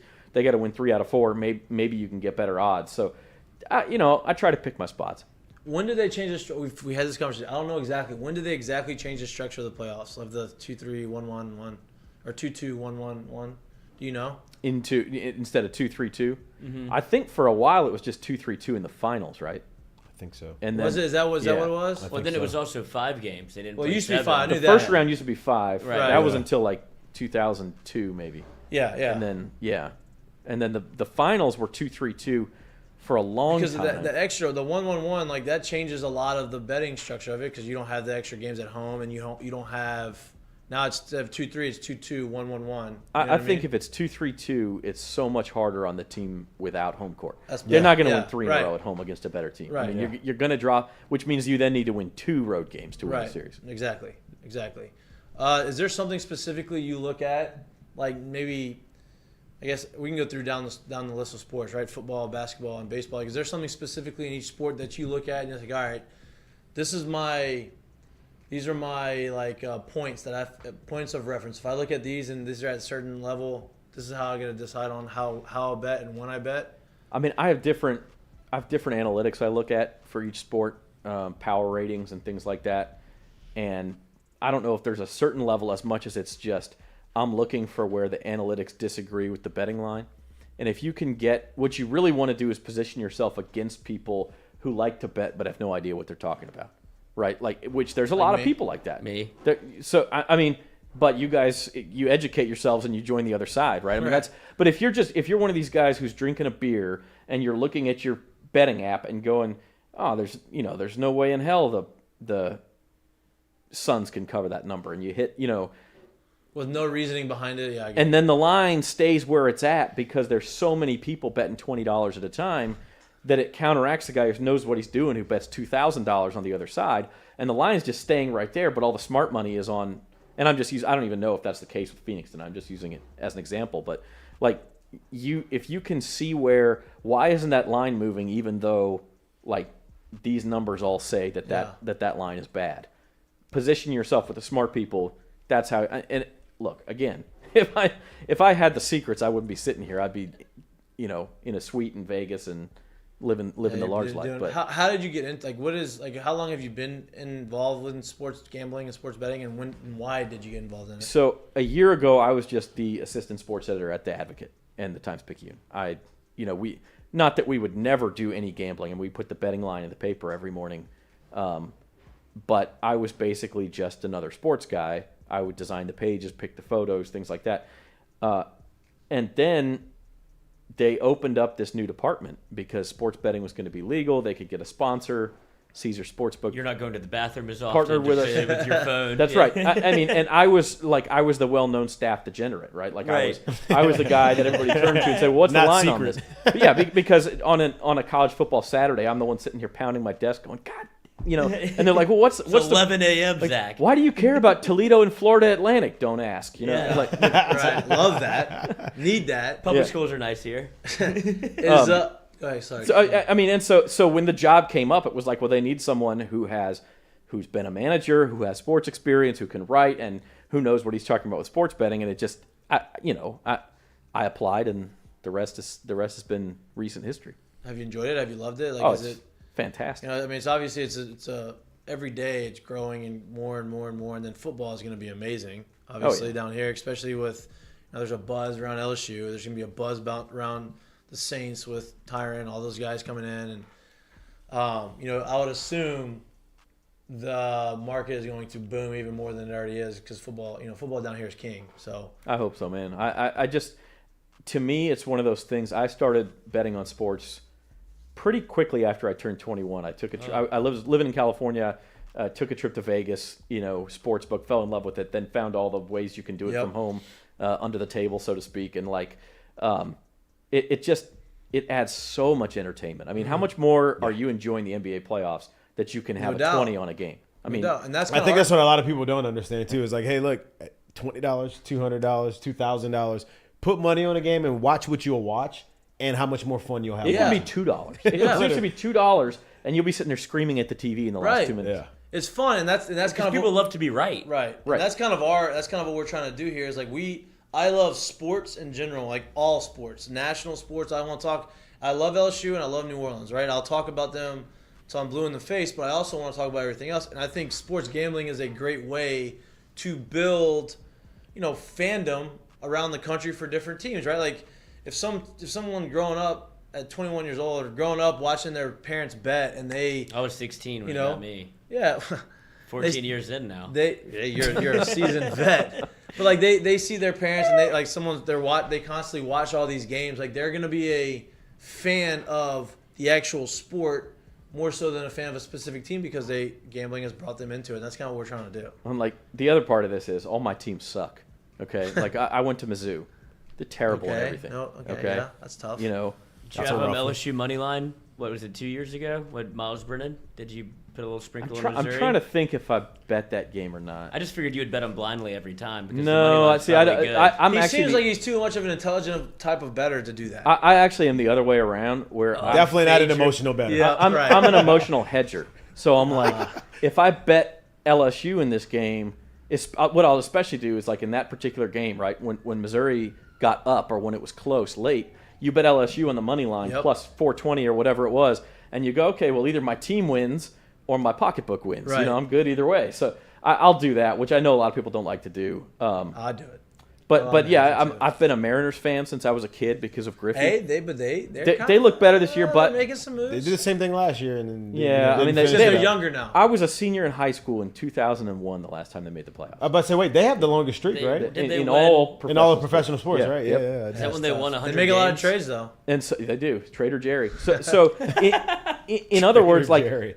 I don't enjoy sports when I'm watching my teams. I'm pissed off all the time. So maybe that's why I'm natural at. That makes sense. Do you have? I don't want to take. I don't want to take your bets. I don't want to take you. I do. People from. I do want to take them, but I don't want to take people from. Just the good ones. Again. Yeah. Do you have anything that specifically that you want to give us? Any good advice of betting or bets that you have that we should promote? I'll say this In on the public. I'll say this on baseball, because we were talking about baseball. You'll have a lot of success, and Mike, you can probably speak to this. Like, betting underdogs in baseball pays off. Yes, it does. Because you can't, like, it's not like basketball or football where you say that team is better. Things are going to have to go really wrong for them to lose. In baseball, like, the better team wins, I guess, more than 50% of the time, but not a lot more. Well, than then 50% you have a of the lot time. of you have the guys, the starters have a lot to do with it, right? Yeah. And nowadays the bullpen, like if you could have a bad team with a really good starter and a pretty good back end of the bullpen, and they will beat teams that let's say their number one ends up having to face someone's number 5. Yeah. And that the Yankees are the number 1 team in the division. You play there. You have to start against their 5th starter. You have a good 8th, 9th inning guy and a good starter. Like, But say, You can win those games. not just that, just like y'all said earlier, like if you can sit down and look at the matchups before the game, betting first 5 almost on like good starters is like, yeah. there has to be a And then, large percentage of and that then you winning. travel so much in baseball, and for me, I think the travel part of it plays a big. Because when I played, and we had to go from when I was in Tampa, and we had to play in Tampa, and we had to fly all the way to Seattle and play the Mariners. Like, yeah, you get a day off, but to be honest with you, the day off is probably the best. Like, you feel better that first day than you do the second day, and so then you get jet lag, and guys come out sluggish, and like now, look, the sharps know, the people who make the lines, they understand all that stuff too, but it depends on if the guy's young on the mound and he's not used to that, maybe he doesn't have as good of a routine. Like, all that goes into play. I think that plays a lot more in the baseball world than it does into the other sports. Yeah, I mean, sometimes you see a line where I think it was maybe 2 years ago the Astros had a real good team. Probably 3 years ago, not the pandemic year. They had a real good team. Baltimore lost 112 games that year, whatever it was. Houston's playing Baltimore, and every game is like Houston minus 400. And you're going, this is baseball. Like, I'm sorry, but you're telling me if you play this game 4 times, the Astros are going to win all 4? No. Right. Like, baseball doesn't work that way. Right. And so I bet all 3 games at Baltimore plus, or maybe it was a 4-game series at Baltimore plus 350, and they won 2 of them. And you're not going to win all of those. Right. Yeah, but if you win the plus money like that, that's a good value. That's right. I mean, and so that You just can't tell anybody that you're doing that. They're going to look at you like you're insane. yeah, well, until you're right. And Well, that's what I'm then saying. you look But, like a no, genius, but right? if you, but whenever it's 12-1 Houston, like, oh, I had Baltimore the other way. It's like, what are you doing gambling? And it's like, actually, it's plus 350. Like, some people don't understand that part right. of it. Well, that's what I love about these sports books. Will tweet out, look at this first basket parlay this guy hit for $10 to win, $7,500, and Yeah.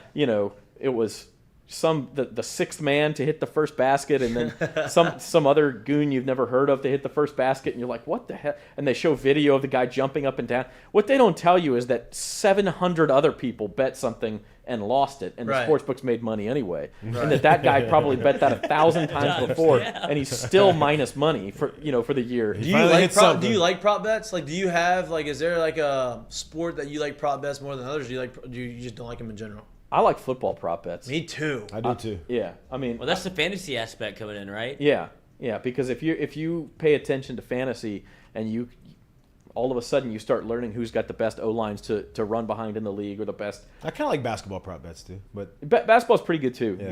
Yeah, those are the best. definitely I mean, football though. But yeah, baseball home run bets. That's no, that's I'm tough. out They're on hard. That. I'm so They're out hard. on that. Yeah. But It's hard to hit homers, bro.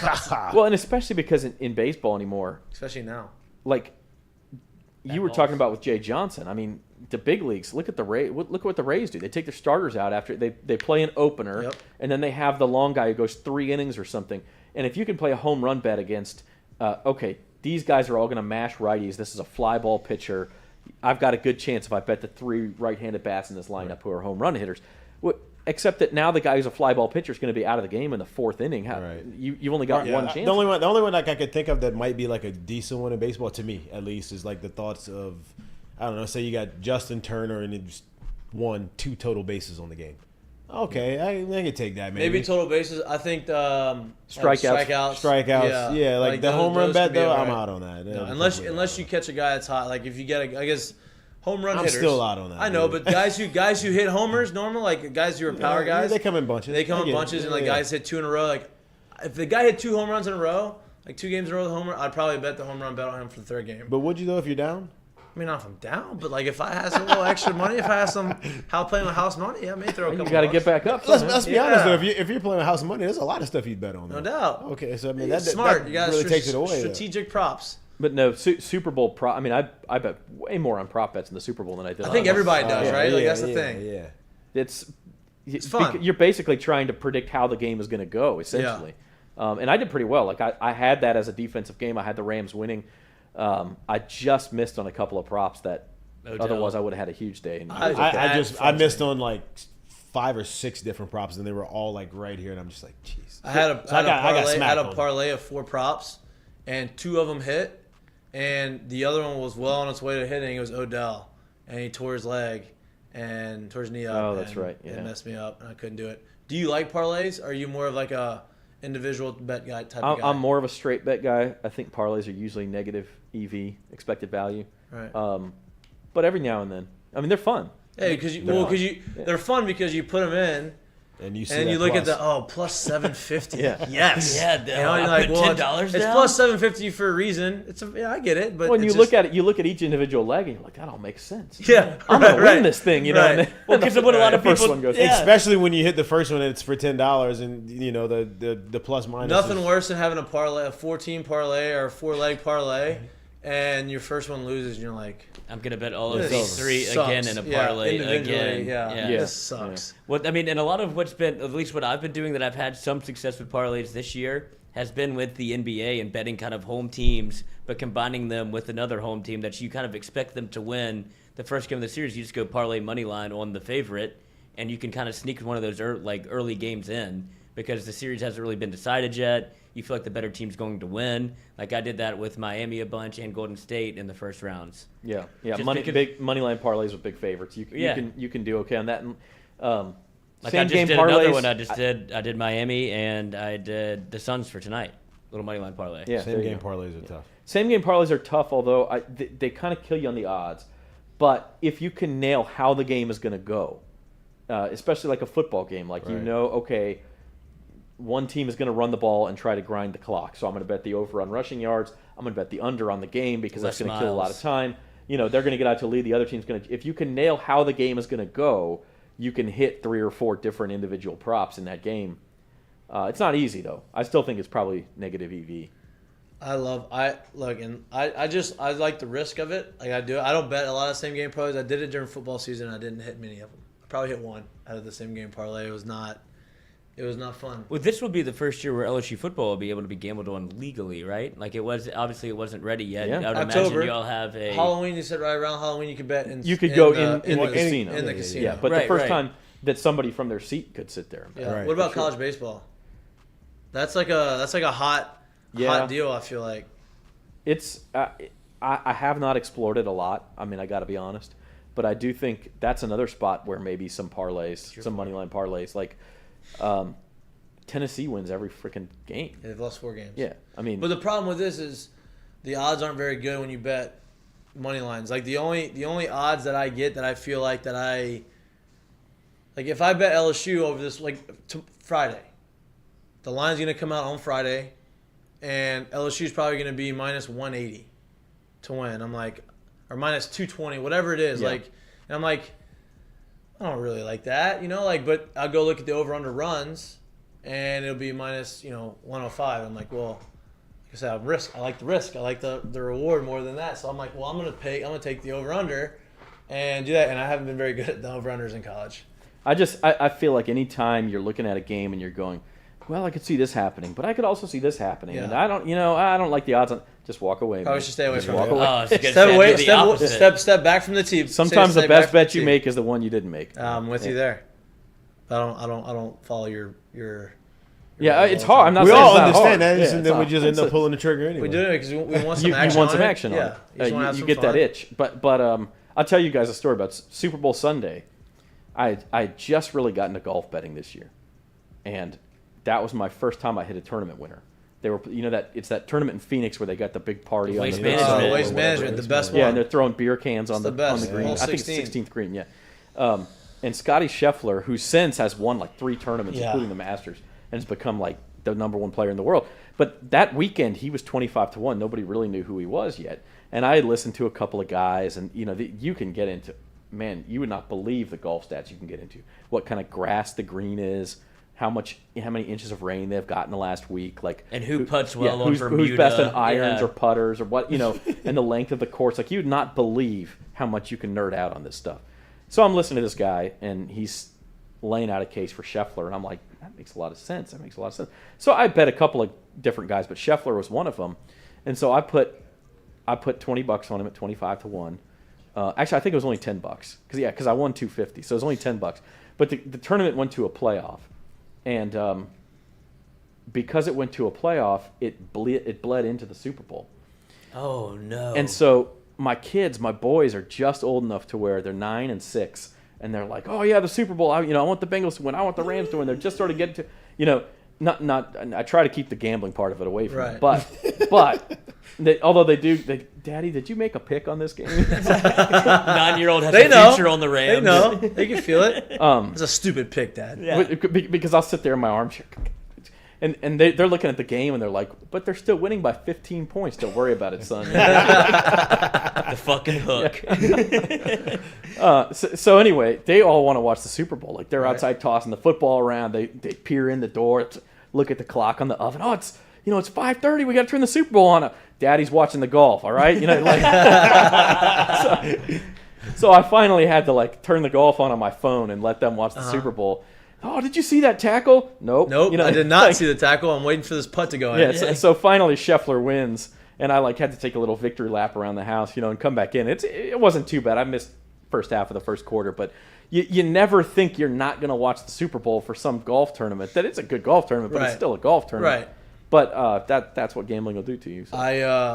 I'm starting to get into golf, to betting golf. I haven't really. We bet a little bit on the Masters. We had Sam Burns as friend of the show. He came on the show. Oh, good deal. Went to LSU, and then so we were betting. Obviously, I took a future on him to win it. That didn't work out very well. I took a future the other day on Kevin Gausman to win the Cy Young. Now, obviously, that's crapshoot. You don't know, but he was plus 1,200. That's what I'm proud of myself. He was plus 1,200. I put some money down. I looked at it today. He's plus 800. I'm like, okay, hey, there you go. I did something right there. It's a good year to bet long shots in the Cy Young because there's in both leagues. There's no guy who's I bet Carlos Rodon in the National League at 20-1 because of Gausman. Went to San Francisco, had this career revival. Right, had his best year by far of his career. Now Rodon, who his only knock has been he can't stay healthy. Right, he goes to San Francisco. If he can stay healthy with that pitching coach.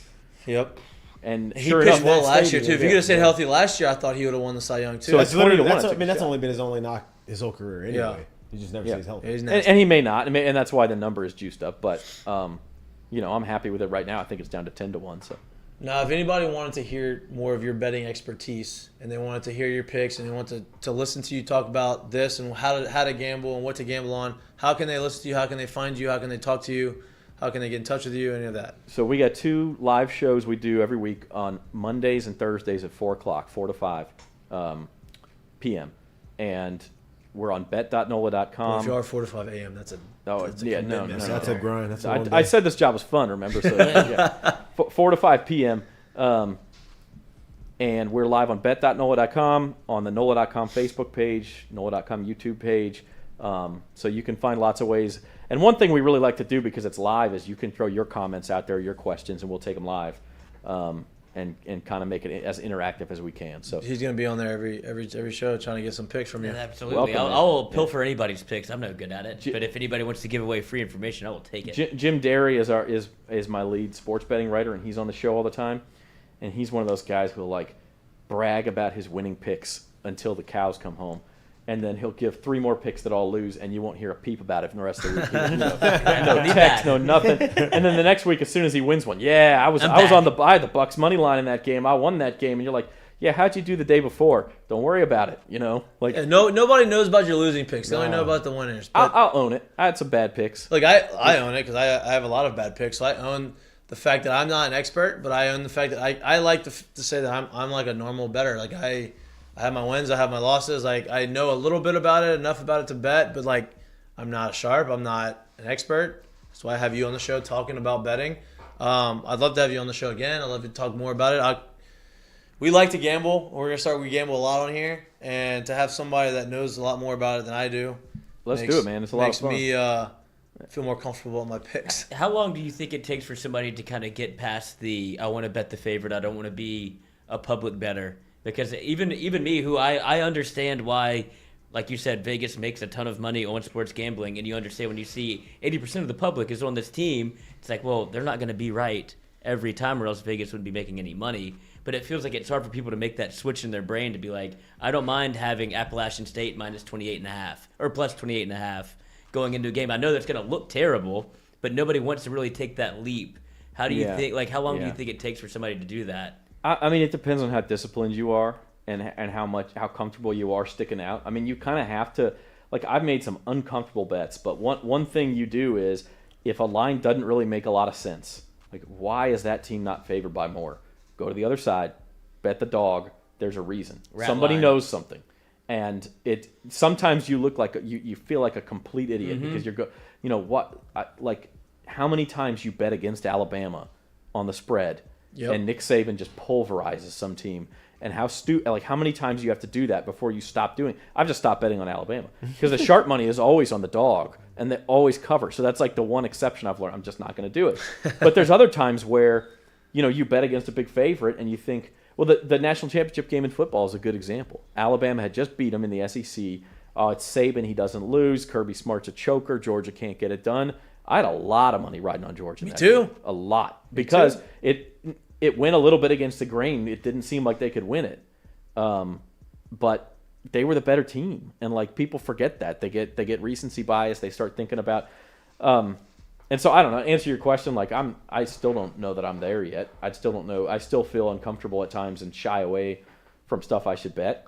But the more you do it, the more you learn. Yeah, you get like anything else. You get numb to it. Yeah. I need to stop. I mean, I've notified the public, but I just don't do it. I can't. I know what I'm supposed to do. I just can't. Not every time. You don't have to feed the public every time. The other thing you can do on the better side if you did it more than not. Yeah, no, you would. It is a little bit of trouble to figure out which side the public's on, but one thing you can do is sometimes these books will release their numbers and say, they won't put actual dollar figures, but they'll say 40% of the bets are on this team, but only 10% of the money.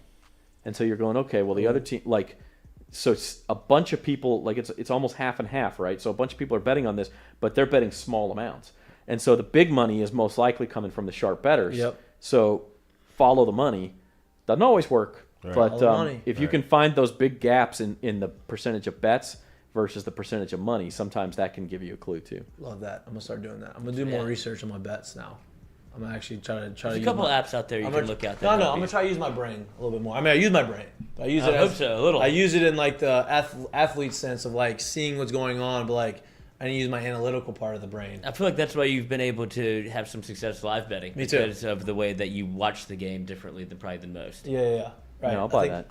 I'll buy that. I do think one thing about the eye test is that if you, I know the game and I'm watching the game and I'm seeing what's going on, but you're never like on TV, even if you're at the arena, you're not seeing it. You can't possibly watch the whole thing at the same. You can't watch every player on the court. Right. You can't watch all 22 players. So unless you're sitting back and doing film study, no doubt, you're better off looking at the numbers because the numbers are going to tell you everything that happened. Right. No doubt, with 100%. And that's why I'm not very. That's why I'm better at the live betting. But you don't know. You don't know what they're saying in the huddle. You don't know what happened the night before. Like there's a lot of things that go into it. That's why the numbers are more important because it's over the course of a longer span of time, and numbers usually are more right than wrong. Was it Utah in the first round who they were like having shoving matches in the huddle on the sideline? Mm-hmm. Somebody, was it Utah? Yeah. And they won that game. No, it was Miami. Also earlier in the year. Yeah. I don't know if it was in the playoffs, but remember right before the playoffs. Yeah, so the last week of the season. I was doing the same thing where I'm looking at the huddle. I'm going, man, this team's falling apart. Yeah, but sometimes sometimes that's better for the team. But they got fired up and they won the game. Exactly. Yeah, I mean, so you can get tricked by that stuff. Yep, no doubt. I wonder what Pete Rose would have done if he could have live bet. Probably would have loved it. Put it in from his phone. Gotten kicked out of baseball a lot sooner. He'd be sliding betting at the same time. He's not on the phone with the bullpen. If you want to bet on yourself to do well, like I don't see why that's an issue. I know. That's only good. Free Calvin Ridley. Now, if you're betting on yourself to play well, I mean, I've always thought the same way. I guess the question is, do we know that that's Right. all? I was thinking the same thing. Like, that's, Look, they can I- say what He they want to says say. that, Right. but They can say what yeah. they want to say. They don't know. But like if you could say, hey, this is exactly what he was betting on. Like, well, hey, this guy bet on himself to get 3,000 hits in his career. He bet on himself to get 2,000 hits or 200 hits in the season. Like, it's a good thing. It's a good thing. Yeah, my only thing is, man, you know the rules. I Like, know, Mikey, I know. you didn't start talking about this until you retired. No So doubt. you know the rules. You wanted to do it, but you didn't do it because that's the rule. I get it. Yeah, you just I'm have not to- saying that. I'm not saying that. I think he should. I'm saying that I understand. Like, oh, if he's betting to lose, okay, you're a piece of shit for doing that. It's a red flag. But if you're betting to win, like, hey, maybe it's a little extra And if motivation. you want to bet, just have a kid like Rory McIlroy's dad did and bet on him to win a bunch of or win a bunch of U.S. Open championships. I'll say not Masters. Not a Masters yet. He just Yeah. cried on 16T and lost it there. But he bet on him to win the British Open when he was like 16 years old. It's a big future payout. So just have a kid. amazing. Bet on Here him. we go.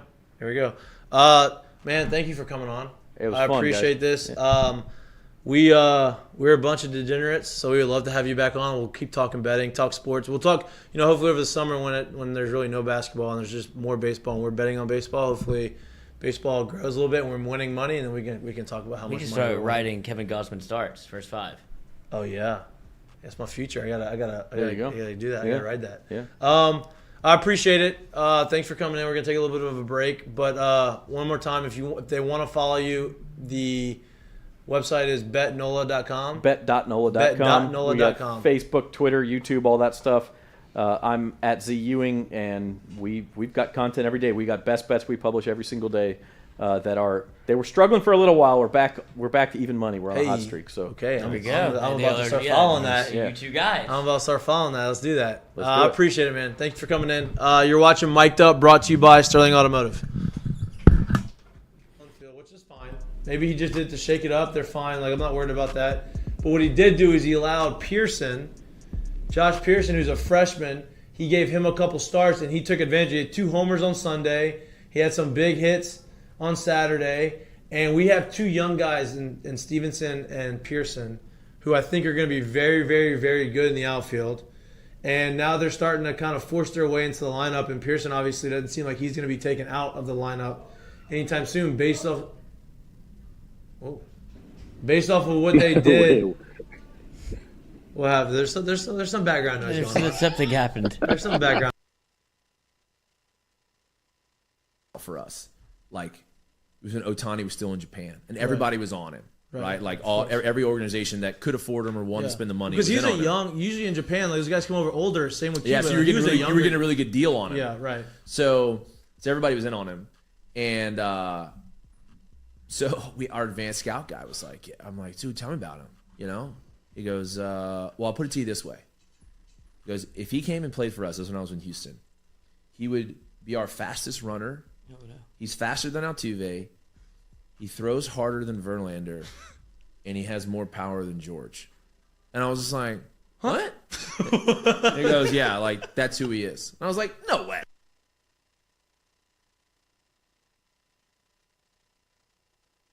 Mik'd Up is brought to you by Law Offices of Lance Beal. Call them today, 337-991-6263.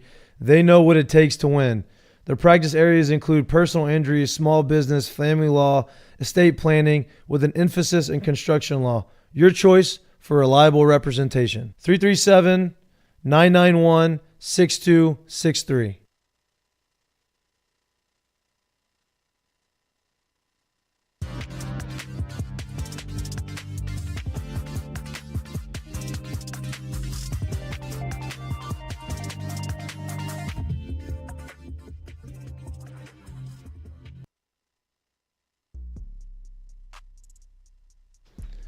Welcome back to Mik'd Up, brought to you by Sterling Automotive. We are at the last stretch run of the show. We have not talked a lot about a lot of stuff that we want to talk about. We had Zach Ewing just left. He was on here for a lot longer than I thought he was going to be on here, which is a great thing. I'm glad he enjoyed it. He had fun.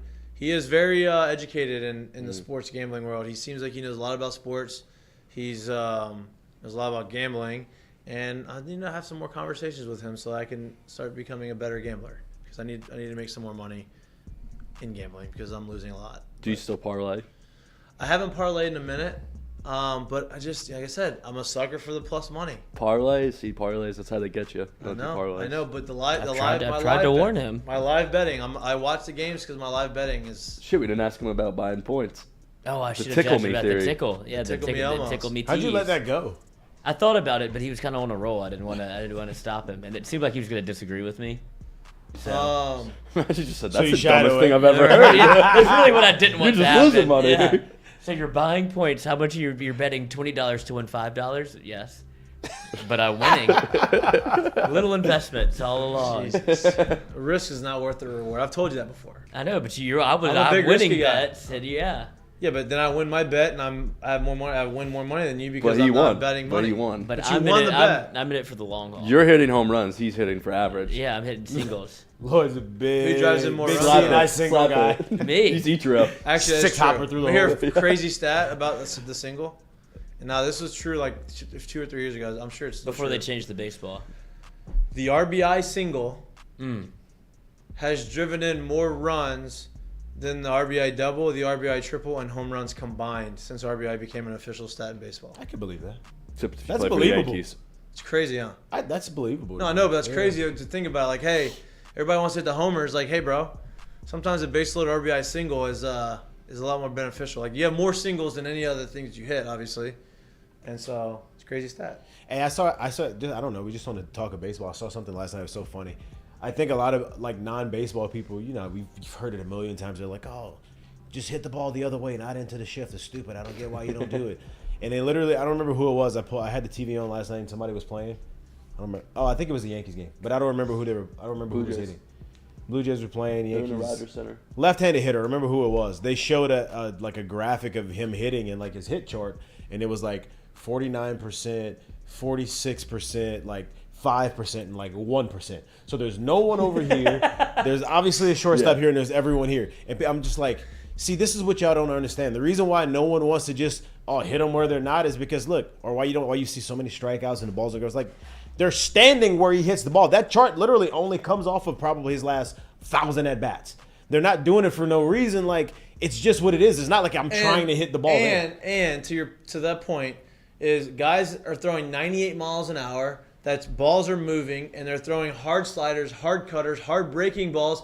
It is hard to just say, I'm going to direct the ball that way. Let's be honest, too. Like, if they're able to execute the pitch, which is they're here and they keep trying to bust you, say if it's a left-handed hitter and they're playing the left-handed pull and they're trying to bust you in, it's really, really, really hard to direct the ball the other way. Unless they miss. Yeah. I guess Now, the if you argument want is to to lay down drop a a bunt. bunt down, that's Or one if I thing, drop a but, bunt. like, But let's be honest. If everyone starts dropping a bunt down and trying to steer the baseball, no one wants to watch that. No one's going to want to watch that. And here's the other thing is, hey, look, if I'm Joey Gallo and there's 2 outs and nobody's on base, what is more beneficial to my team? Me dropping down a bunt to get on base for the guy who's hitting 7-hole in the lineup to hit, or for me to try to hit a homer, maybe strike out, but maybe get that run. Like the likelihood of getting a hit, because the average in baseball is down 232 or something. But wait, just go even further. Like if I'm Joey Gallo, and it's not that, I don't think it's that this year for him. I don't know, but I'm just saying. Say if it's his contract year, and that's the same situation, 2 outs, nobody on. Am I gonna get paid by dropping a bunt down? Because I don't run. By dropping bunts down in these situations, I'm gonna get paid by hitting the ball far. No, and Taking my chance of doing it. but then you go the other way, right? You have a guy who Billy Hamilton's hitting. Hey, bro, and they're not going to shift him. They ain't shifting him. Like, there you go. Like let's say a guy who has some juice and they do shift him and he can run a little bit, drop a bunt down, right? Get on base, and now you steal second. And now you put yourself in scoring position. Now it's okay. That's different. But there's not many guys that do that anymore. But if you're Joey Gallo or someone along those lines, and you want to bunt to get on base, to get on first base, you will have to get at least a double to score you. At least. Maybe not even a double to score you. So now you're asking for someone to have 2 hits to score a run, where this guy is known to hit 40 homers to give a home run. And you can attest to this too. People forget like the psychological game it plays. Doesn't matter who you are. If I'm literally coming from the on deck circle, I'm like seeing them shift over, and I'm like, all right, this would be a great time to drop a bunt down. I'll make sure I drag it. No one will know. As soon as I square, ball's about to be released, I square. It ends up being literally right down the middle, the pitch you would love to swing at. And you drop the bunt down, whether you get it down or not, you're like, I could have hammered that pitch. I would have loved to have taken a swing at that pitch. That's how it usually goes. So. And look, I understand it's easy to say it. It's just hard to do. But it's not like that. It's just I feel like the people that make that argument, they are saying how many times would you have to lay a bunt down before you stop shifting and then you can hit it to where you would like to hit it. You know, like what's the right? How many times would you have to do it? Not even a lot. Let's tell the truth. I'll put Joey Gallo on first base every day if he wants to bunt all day. Yeah. Because we're waiting for a double. He ain't stealing second. Yep. We're at least taking him away from hitting a homer. Yep. So it ain't gonna happen. Like if you I want to literally take saw that, last I'll night. give it to you. Now, if you're hitting 2-hole and you have a guy behind you that can hit the home run and the game calls for it, okay, that's maybe a good play. But it's not. These guys don't bunt, so it's not easy just to say I'm gonna bunt and get it fair and make. Like, it's not Not just that. that, Bunting's dude, not easy. Dude, this thing's gotten so out of control. Like I'm sure you saw it. I saw last night as I was watching some of that game or a replay of that game. Aaron Judge hits a double to center field. Like I'm talking like legit center field. Ball comes off the bat. It's low trajectory. They pan in the outfield. There isn't a person in the screen because they had him like played to where like here's all the center field hit the ball here. I'm like, I don't understand that one. Like in the outfield, I don't understand that. I don't know for sure. I think they put 4 outfilders out there. So they basically that happened to me last year. I think they did that to where they basically gave him the middle of the field. Baseman pretty much an outfield. I guess I don't know, but So I know teams have been doing that this year. They'll put a like the third baseman depending on who's hitting. Like if it's a lefty, a big lefty. Yeah. Instead of having the super shift, they'll put an infielder in the outfield. As before that, they did. Tampa did that to me last year in AAA. Oh, do you think they had your old numbers? I had 4. No, I was just raked against them last year. So like I was crushing the series, and they had. I didn't even notice it because I was like, one part of me was going to bunt against them. Like, I was feeling very good. I already hit a home run. I was like, I'm feeling nice. This guy's on the mound. I absolutely hammer a ball into deep right center field at Charlotte. The ball comes off the bat at 109.5 miles an hour, and the guy does not move and catches the ball with his back against the wall. Like, and I'm like, how the fuck? Why We're playing cricket. We're playing cricket. I'm sitting there. I'm like, and I didn't notice there was 4 outfielders. I'm like, come in, and I'm like, I'm happy because I hammered. It was a slider that was all over it. And I come down. I'm like, where the fuck were they playing me? And my hitting coach goes, but they had 4 outfielders out there. I was like, what? I felt better about myself. I'm like, okay, well at least like.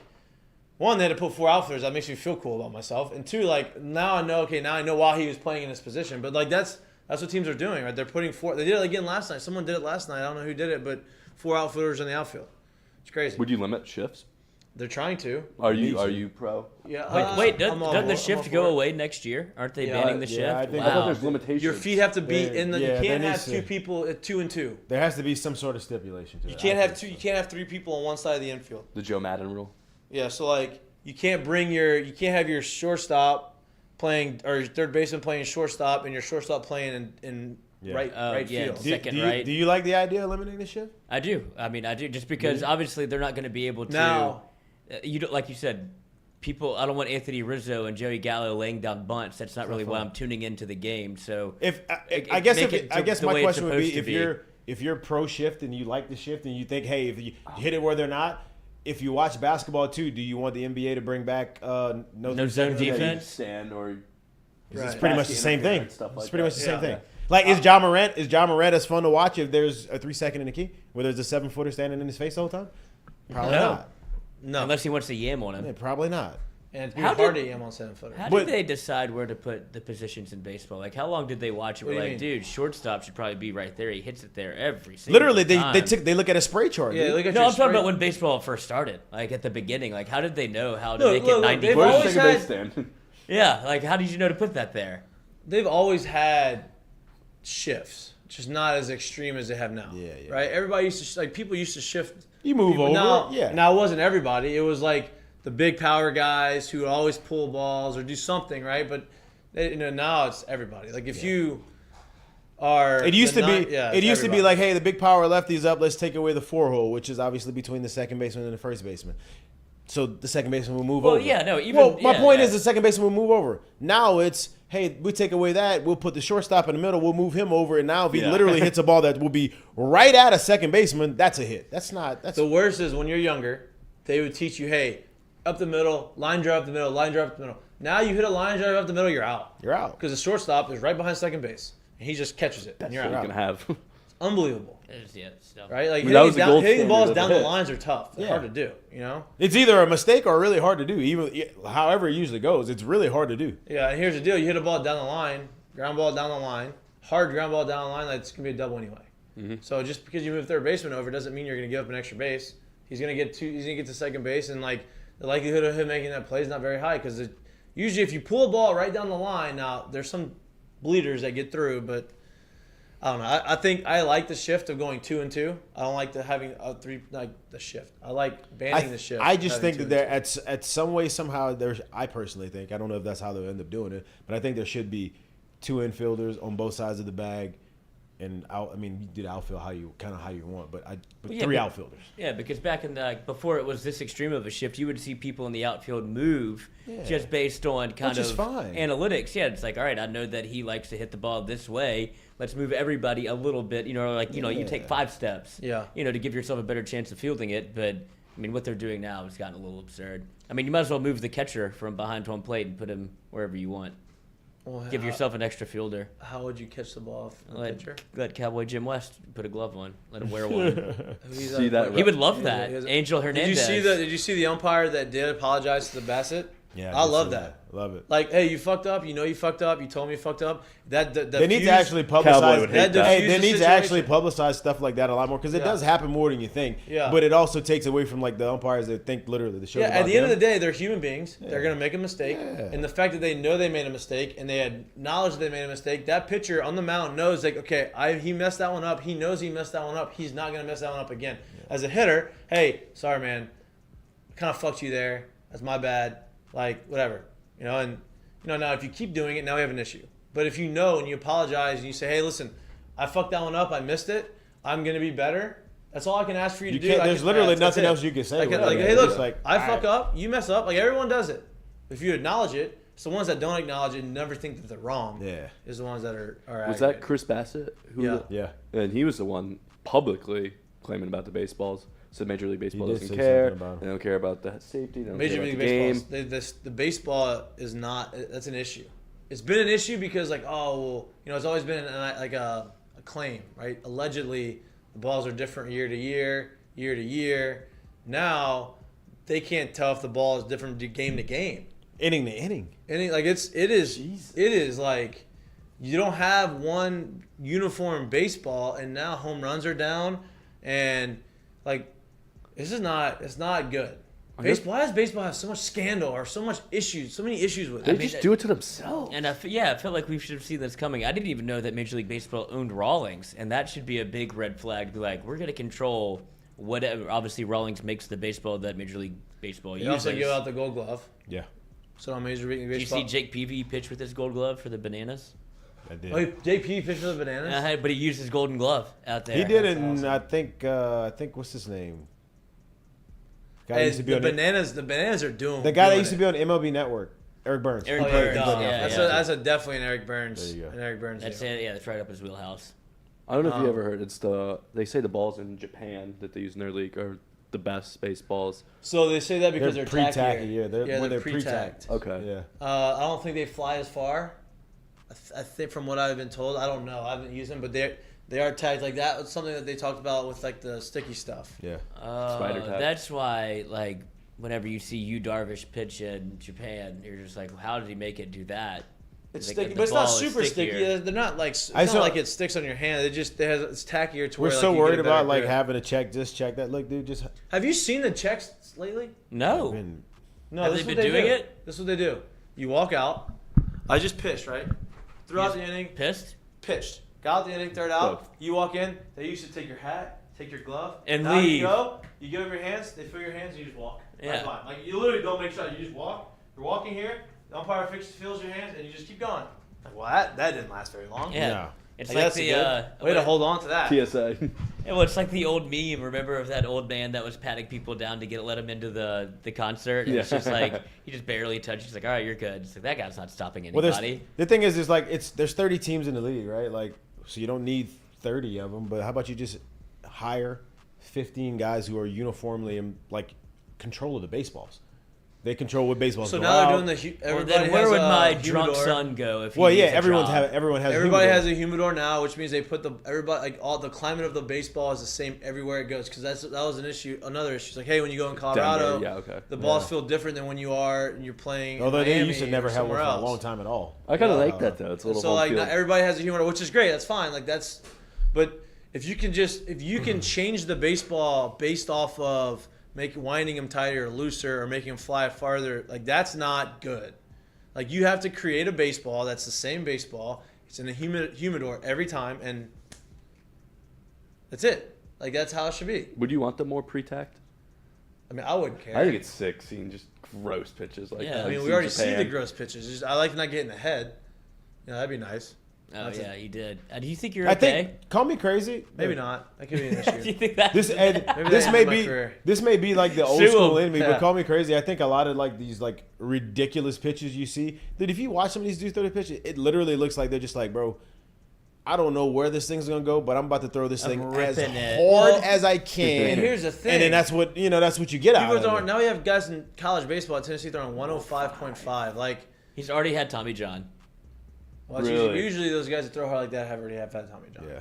But it's But- crazy. It's like a boob job in high school. It's like I'm just go ahead and get this done. I mean, it's like everybody throws fucking hard.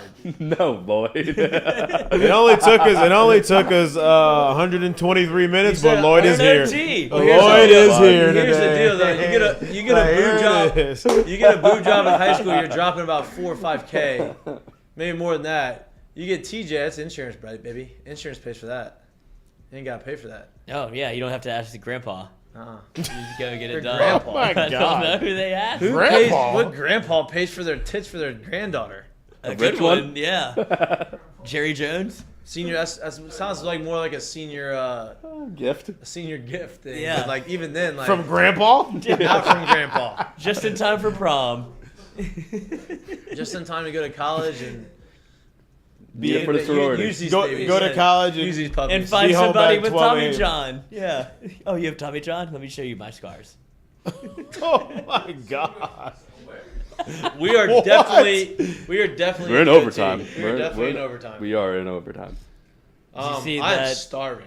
This guy, Jordan Addison. Do you see this? The receiver from Yeah, In the portal, he's working out with Bryce Young today.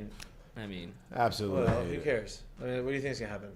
I don't know. He's going back to Pitt. You're the best receiver. You're the best receiver in the transfer portal. Why would you not want to go play with the best quarterback in the draft coming out next year? That's not so surprising me. I mean, are y'all mad that? No.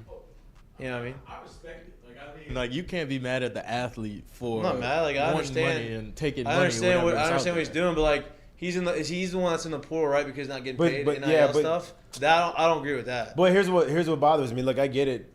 The person NIL's about- coming down. Like The person I'm about to regulations use, coming, the boys. person I'm about to use did it obviously because of the COVID situation. But like, if he can do that, then what's the difference between somebody going and winning the Biletnikoff and having another year and just being like in this quarterback league, just be like, hey, I'm good, I'm out, I'm not gonna play this year. No, I respect that a little more, but I mean, in this situation, I guess he was just like, I want another year in college, and they're paying me $3 million, which is more than second rounders. Like the top pick in the second round, his signing bonus was like $3.9 million.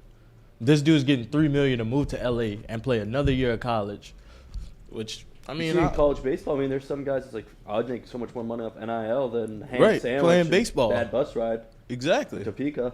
And he's only this will be his junior year, so he, Yeah. he probably wants to play at least And I know Jamar Chase left early, but Micah that Parsons. was- I mean, But those that's like COVID. the Yeah. I don't. That I doesn't don't happen mind. that I don't often. mind wanting to go to a better school and better competition and show off your skills. But then coming out and verbally saying, "Hey, I'm going there because of money. I'm getting paid more. Like, that's not good for college, I don't think.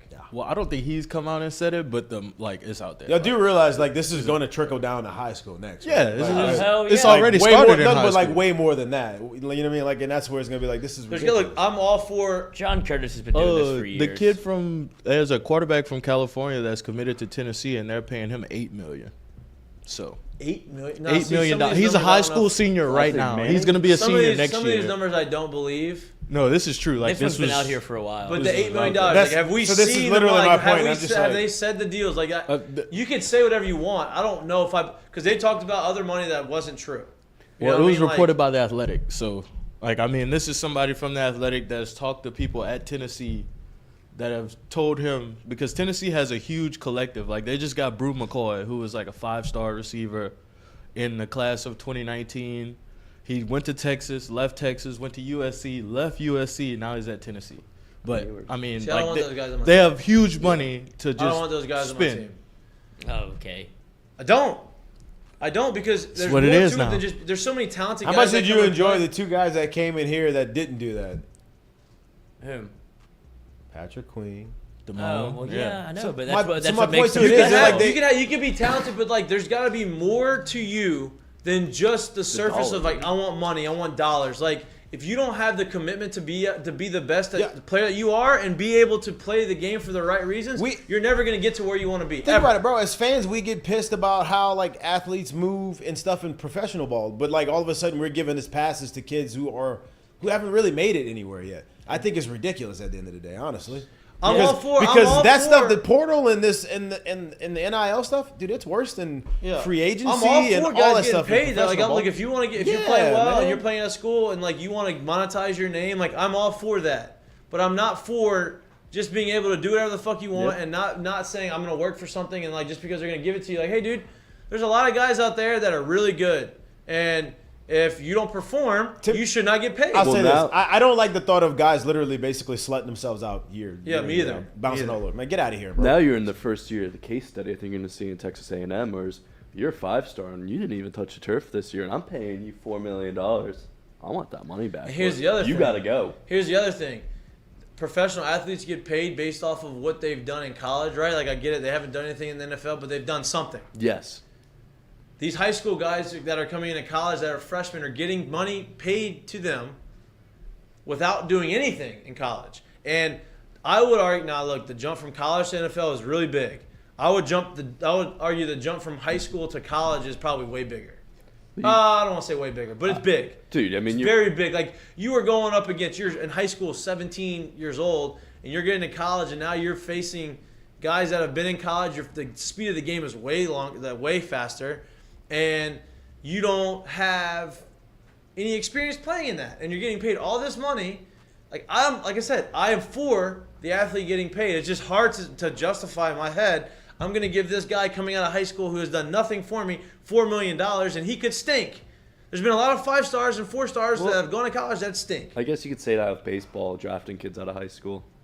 Yeah, but a lot of guys don't make it like that for sure. But they're going and they're getting paid to be good. Like that's why you don't hear about minor leaguers. I'm here with you on so your now argument. we're making this basically minor league situation in these other sports, and they're millionaires, and you hear about them. They're not part of a professional sport. They're not in a actual. You know what I mean? I think it's kind of ridiculous. The jump from high school to college. I mean, you're playing against kids who are going to join Kappa Sig to SEC football. There's a huge difference. Yeah, burning cigarettes on Friday night after the game. Yeah, you have the jump is huge, and you don't. It's hard to. That's why it's so hard to predict a lot of these kids that come in. That some of them are very good athletically, but aren't very good on the field when they get to college. There's more to it than that, right? Yeah. You have to live on your own for the first time. You have to be a man for the first time. Yeah. You have to understand how to do shit on your own for the first time. So there's more to it than just football. And you're giving these kids a lot of money that you don't know. It's a risk. Do you get that money? Well, you're going to see this year, A&M. I think A&M's a perfect case study. It's like, well, I didn't get my money's worth, and I want it back. I guess when I look at like the NIL stuff and all that, pretty much every other like job you work, for the most part, like you're signed to a contract, and you obviously are in this too. And it's like, especially in professional sports, you can't just break the contract and bounce, bro. Unless you're Kyrie. Unless you're, But that's the thing is, like, you get you what I'm have saying? The problem is they want this. Like nobody's held accountable. They can No, just- that's what I'm there's saying. Like, there's nothing held accountable. Well, that's what you'll find out in the next couple of years. Yeah. I'd imagine. Like you said, A&M's a perfect case study, and I don't even think it's that way that you're looking at it, where they're going to say, "Hey, I paid this guy. I didn't get to see him play." It's going to be the opposite, where the player is like, "Y'all got me here as a 5-star. You paid me to come here. My ass is on the bench. I could have played at any other school in the country. Now I want to leave, but I don't know if I can because I signed a contract." Like, that's what you're going to find out what happens. If you don't say No, a you law can firm leave. sign- You just have No, to, a lot they of have to give these your money back. Yeah, a lot of these schools. But how do you give the money back if the kid spends it? Like, you don't know that. They're not giving them all that money up front, right? It's year to I don't year. know. I'm just saying, like, I would imagine, just think about it, dude. We're talking about 17, 18, 19, 20-year-old kids. Like, there's a lot of ways that are not, I guess, ways you can grow your money of spending money and blowing money, basically, as a kid. To where, like, how do you give that money back? Yeah, well, here's my thing. I think. Do you think you'd have had any left over if you got an but NIL that's not, deal it's at not about me. LSU? No. I would have. But it's not about me. You know what would've. I mean? Oh, okay.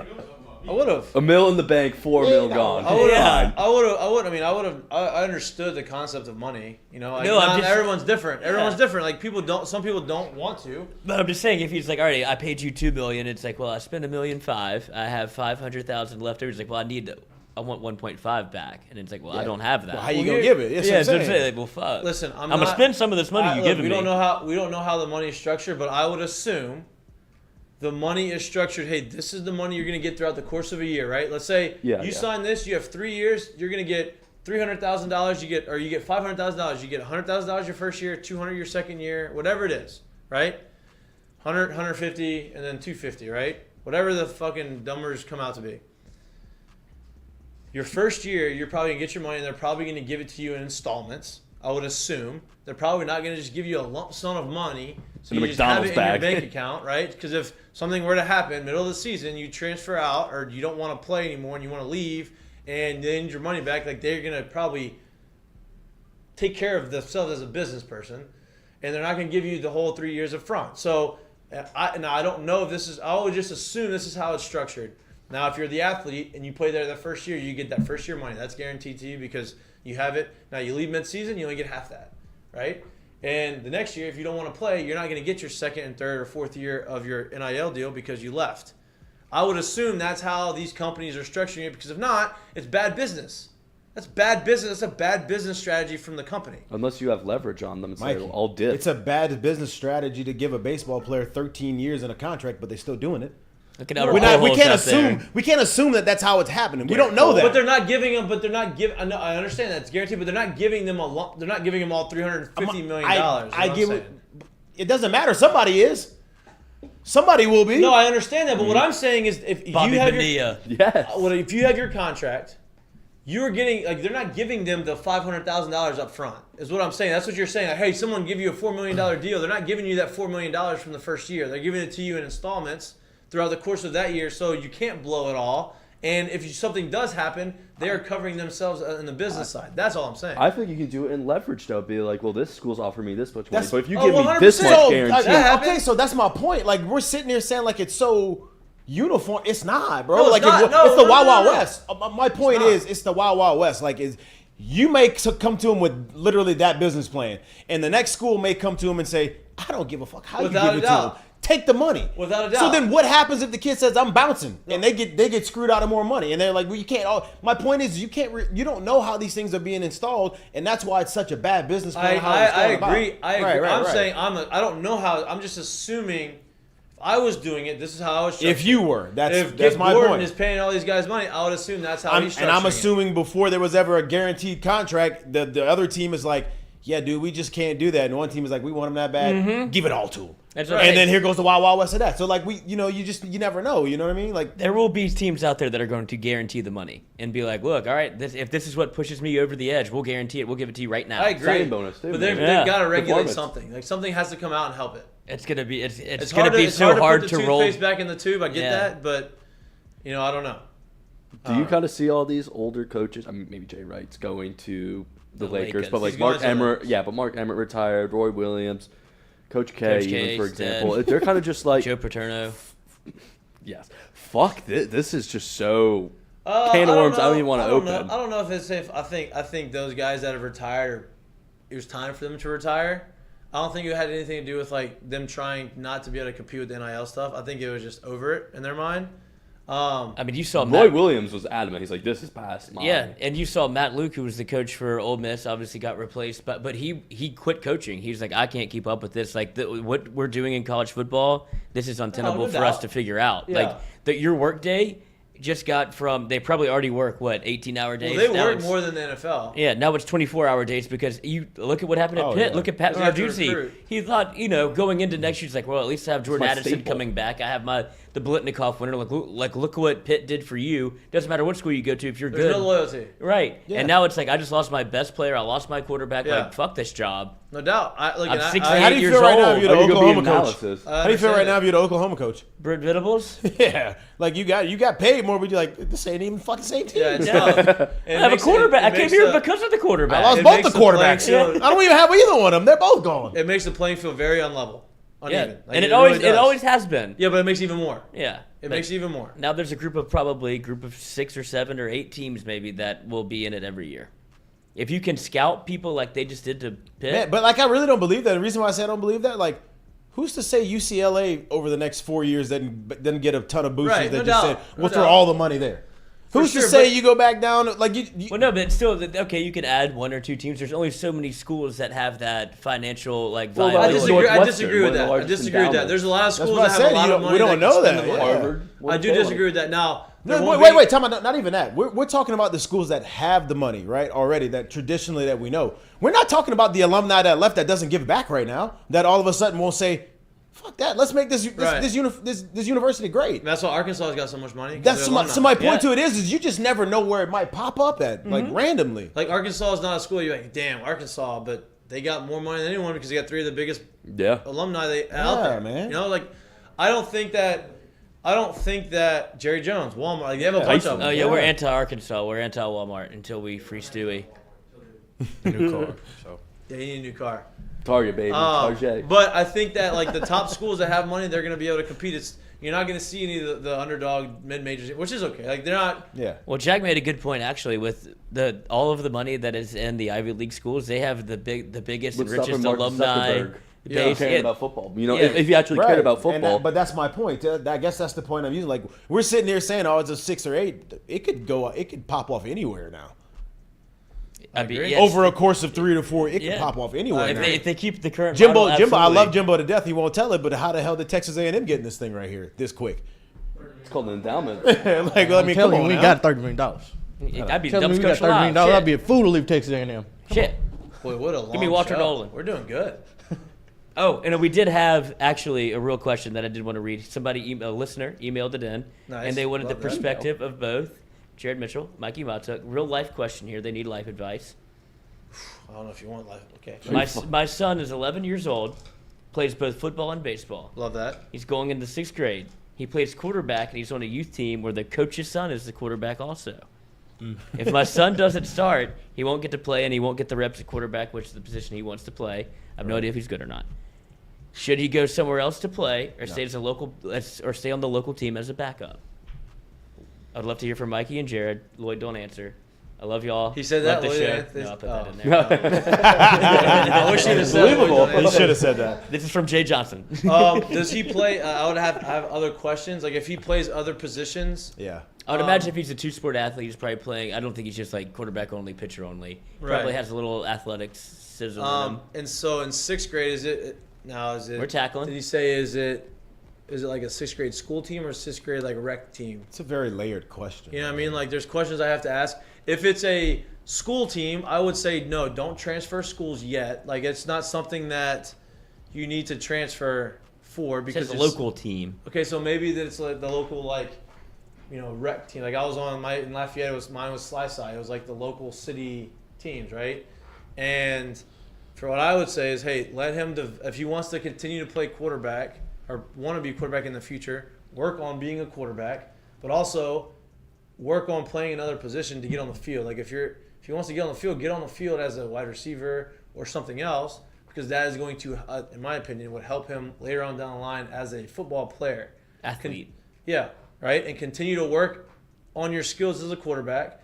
And you never know when that opportunity comes. If the kid gets hurt, or if he's just really not good, and if his dad's not the coach the next year. But I don't think that you should jump somewhere, especially early on in your life, or life as an athlete, to go somewhere just to play in 6th grade, because you're still developing. I say develop your skills in another position, and continue to work in the shadows as a quarterback, trying to hone those skills, and your time will come, and you'll be able to have an opportunity to look at him and you're like, laugh at him. So I agree a lot with that. I would say first and foremost, if you have already committed to this team and you're practicing with them and/or season has started, perfect example of what he just said. If you're not the starting quarterback, find somewhere else on the field that you like playing, that you can do. Now, if you still have aspirations of playing quarterback, work on your own craft at home. Get some reps in. Do whatever you can to Play Madden. keep that going. Right, like it is what it is. Year's over. Reassess what went on there. Reassess what's going to go on there in the next team before you make that commitment there. Yep. And if you don't like what's going to go on there, then you bounce. And if there's like a vendetta towards the kid, if the kid's a good athlete and he should be on the field, and for some reason there's no, I don't know why, one way, like that happens. Unfortunately, it does. Like some coaches don't like some other kids for some reason or another. And if he's just purposely not playing him, even though he's good enough to play, okay, that's an issue that you reassess. If the other quarterback is better, then that's another thing. It's just there's a lot of questions I would have the answers to. But if you have already made the commitment, I agree. Not a school team. He just wrote into the chat. Okay. He said, I didn't say that. I'm reading the email. Who dat Tiger? I'm reading what you sent. I'd say stay there for the year. Yeah, I would say ride it out. Now, if you are not the thing is the kid team yet, then, and this is especially at that age, like the kid may absolutely love and have dreams of playing quarterback, and then maybe he's good enough to play receiver, and this is his first time catching the ball, and he's like, Jesus, I don't know what I was thinking. I actually like love this this. more. But I'll say this: if you are really good, do want to play quarterback, and you're working on playing quarterback, you working out as a wide receiver would, in my opinion, help you as a quarterback. It would, and now you understand how the routes are run, you understand the breaks, that too, and it would also, like I said, once again, like it could work that way, or you could start running routes, play receiver, and it literally lights a fire under you even more, and be like, no, I wanted the other way around. I'm not going to let this be beat. I'm not going to be beat out. It doesn't matter how this happens. So you never know what you can learn from actually going through the situation and just grinding it out. Yep. You know? That's my answer. Good answers. Good answers, both of you. Good luck to you, kid. Good luck. Football. Good luck. The worst. Good luck. Fire that fucking pigskin. Shit. Damn, we had so much on this document about football that we're not even going to get to because I'm starving. Do you have a curtain call? We have curtain call, and I have my curtain call. I have my curtain call. All right, so we're going to do curtain What call. is for lunch? So you want to go what's for lunch first? You already told me what you want for lunch, which I is did. kind of very... I know, it's a weird craving that I'm having. I can't do anything about it. With the heart wants what the heart wants. So what's for lunch is brought to you by Dozy Place. I am starving. I am always hungry. I have not eaten all day. And this is my That's part of your intermittent fasting. I'm doing a very good job. I want to get lunch. I'm really hungry, and I think I may go to... Well, this is not the way we do. I know, we're not going to do it. Okay. You didn't like the way we did it last time. So the way we do it... Shocking. No, I didn't like y'all scheming and we didn't collaborating. scheme. It was just mind-nulled. I would like Wide receiver to... looking at the Three. quarterback. So the way we're doing this is it. This is what I don't like. One. I do the countdown. And they cheat Yeah, it. the truth comes out. I do the countdown because I don't trust Lloyd to do the countdown. So we go 3, 2, 1. Everybody says a restaurant. If you have 2 people say the same thing, you go. And if not, you keep doing it. Which is a risky move. We've done a pretty good job, but Lloyd tries to read my mind, never gets it right. You ready? 3, 3, 2, 1. Dose. You saw my mouth. Look at that. You saw Look my at mouth. that. Yes, I can pretty much predict what anybody's going to say by looking at That's that. not That's true. true.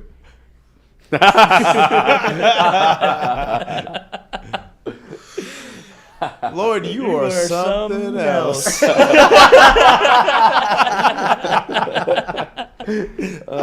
God. Let's do curtain call. He's still going. He's gone. He's on a roll. Oh, man. Wow. It's You're- a skill you're- I Just have. go ahead and cut that for the promo. You are 1 of 1. Thank you. 1 of 1. All right. I'm an NFT. My curtain You call. are. My curtain call is I don't know if you saw this. I put the link in the document that you can post it. Blue Jays fan catches a Aaron Judge home run.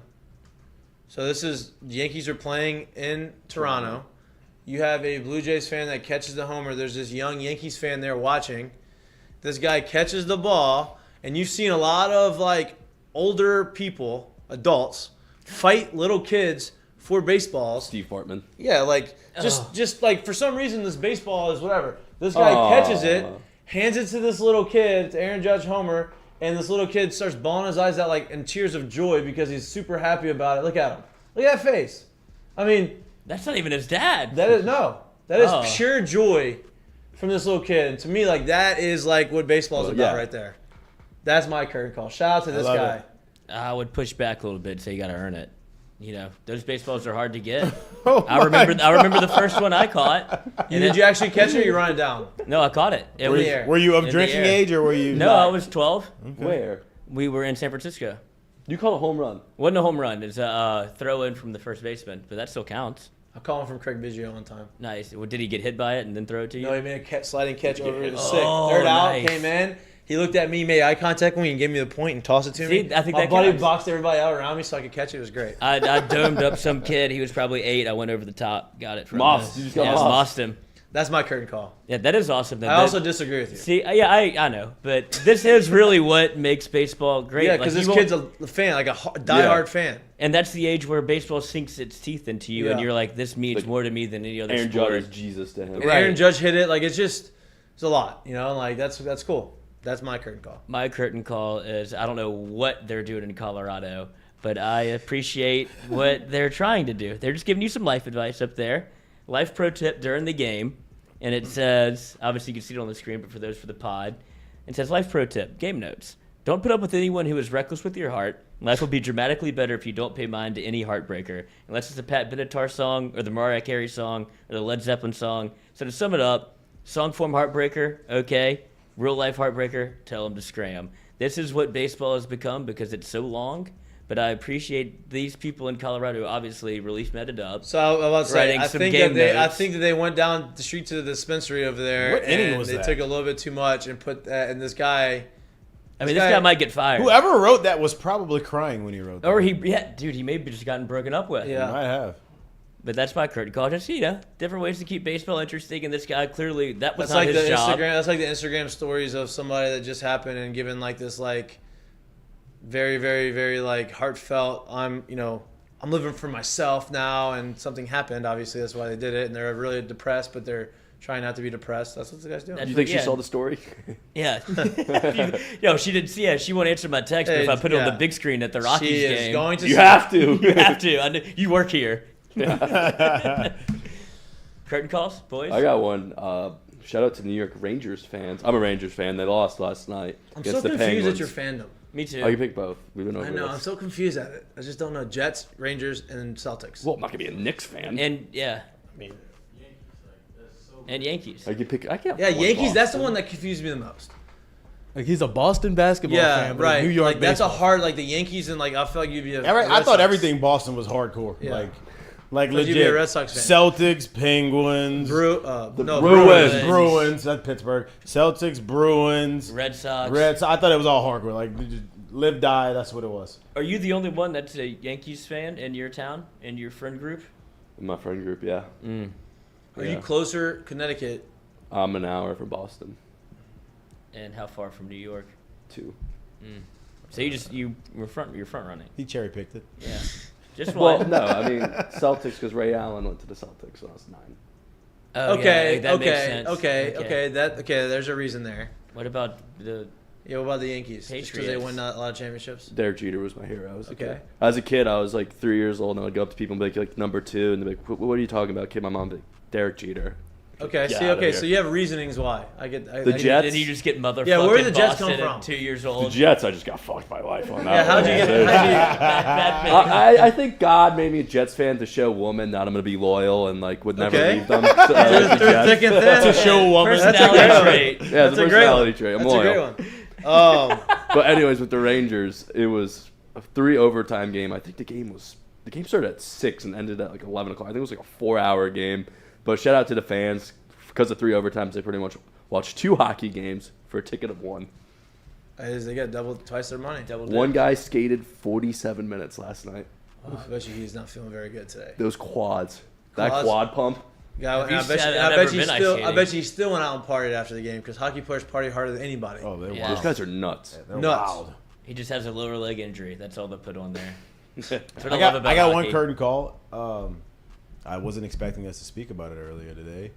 It is not to sports, but it is to the entertainment industry. Curtain call to everyone, to all 13, 14, 27 dudes that came to Dave Chappelle's back last night. When he got randomly speared on stage last night. If you didn't see anything about it, go look it up. It's absolutely Do we know why wild. he got tackled? I don't know, but that's my favorite comedian that there is. So I would like to see nothing crazy ever like that happen to him. So curtain call to Boy, everyone that who came to guy's his back arm right got there, fucked. including apparently Jamie Foxx and Busta Rhymes, who had some fun with this thing. Busta Rhymes is about it. His Oh, son he loves played at UCLA, and Busta Rhymes tried to fight the strength coach with a kettlebell. No, that was Diddy. Oh, it's P. Diddy. It's P. Diddy. Yeah, that was Diddy's son. So, He quit after that too. That's His my son curtain quit. He quit or got kicked off the team? No, he quit. Like Okay. him and Snoop Dogg's son quit football. Like right after that. Didn't they have a show? Yeah. my man is mangled. Look at that arm. We don't condone the violence. Hey, we don't condone the violence, but you What? can't, you What can't is it? do that. Is there a reason why that happened? Like, is there like a? Look like Mojo Joe.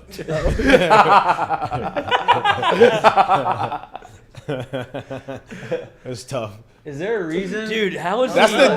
is the definition of I'm attacking this man on the stage going completely wrong. Thinking, no way not about thinking about any consequence that's gonna happen here. Yeah, do you know that you can turn your arm backwards? Like, no, I know that didn't. now. Well, you're about to find out.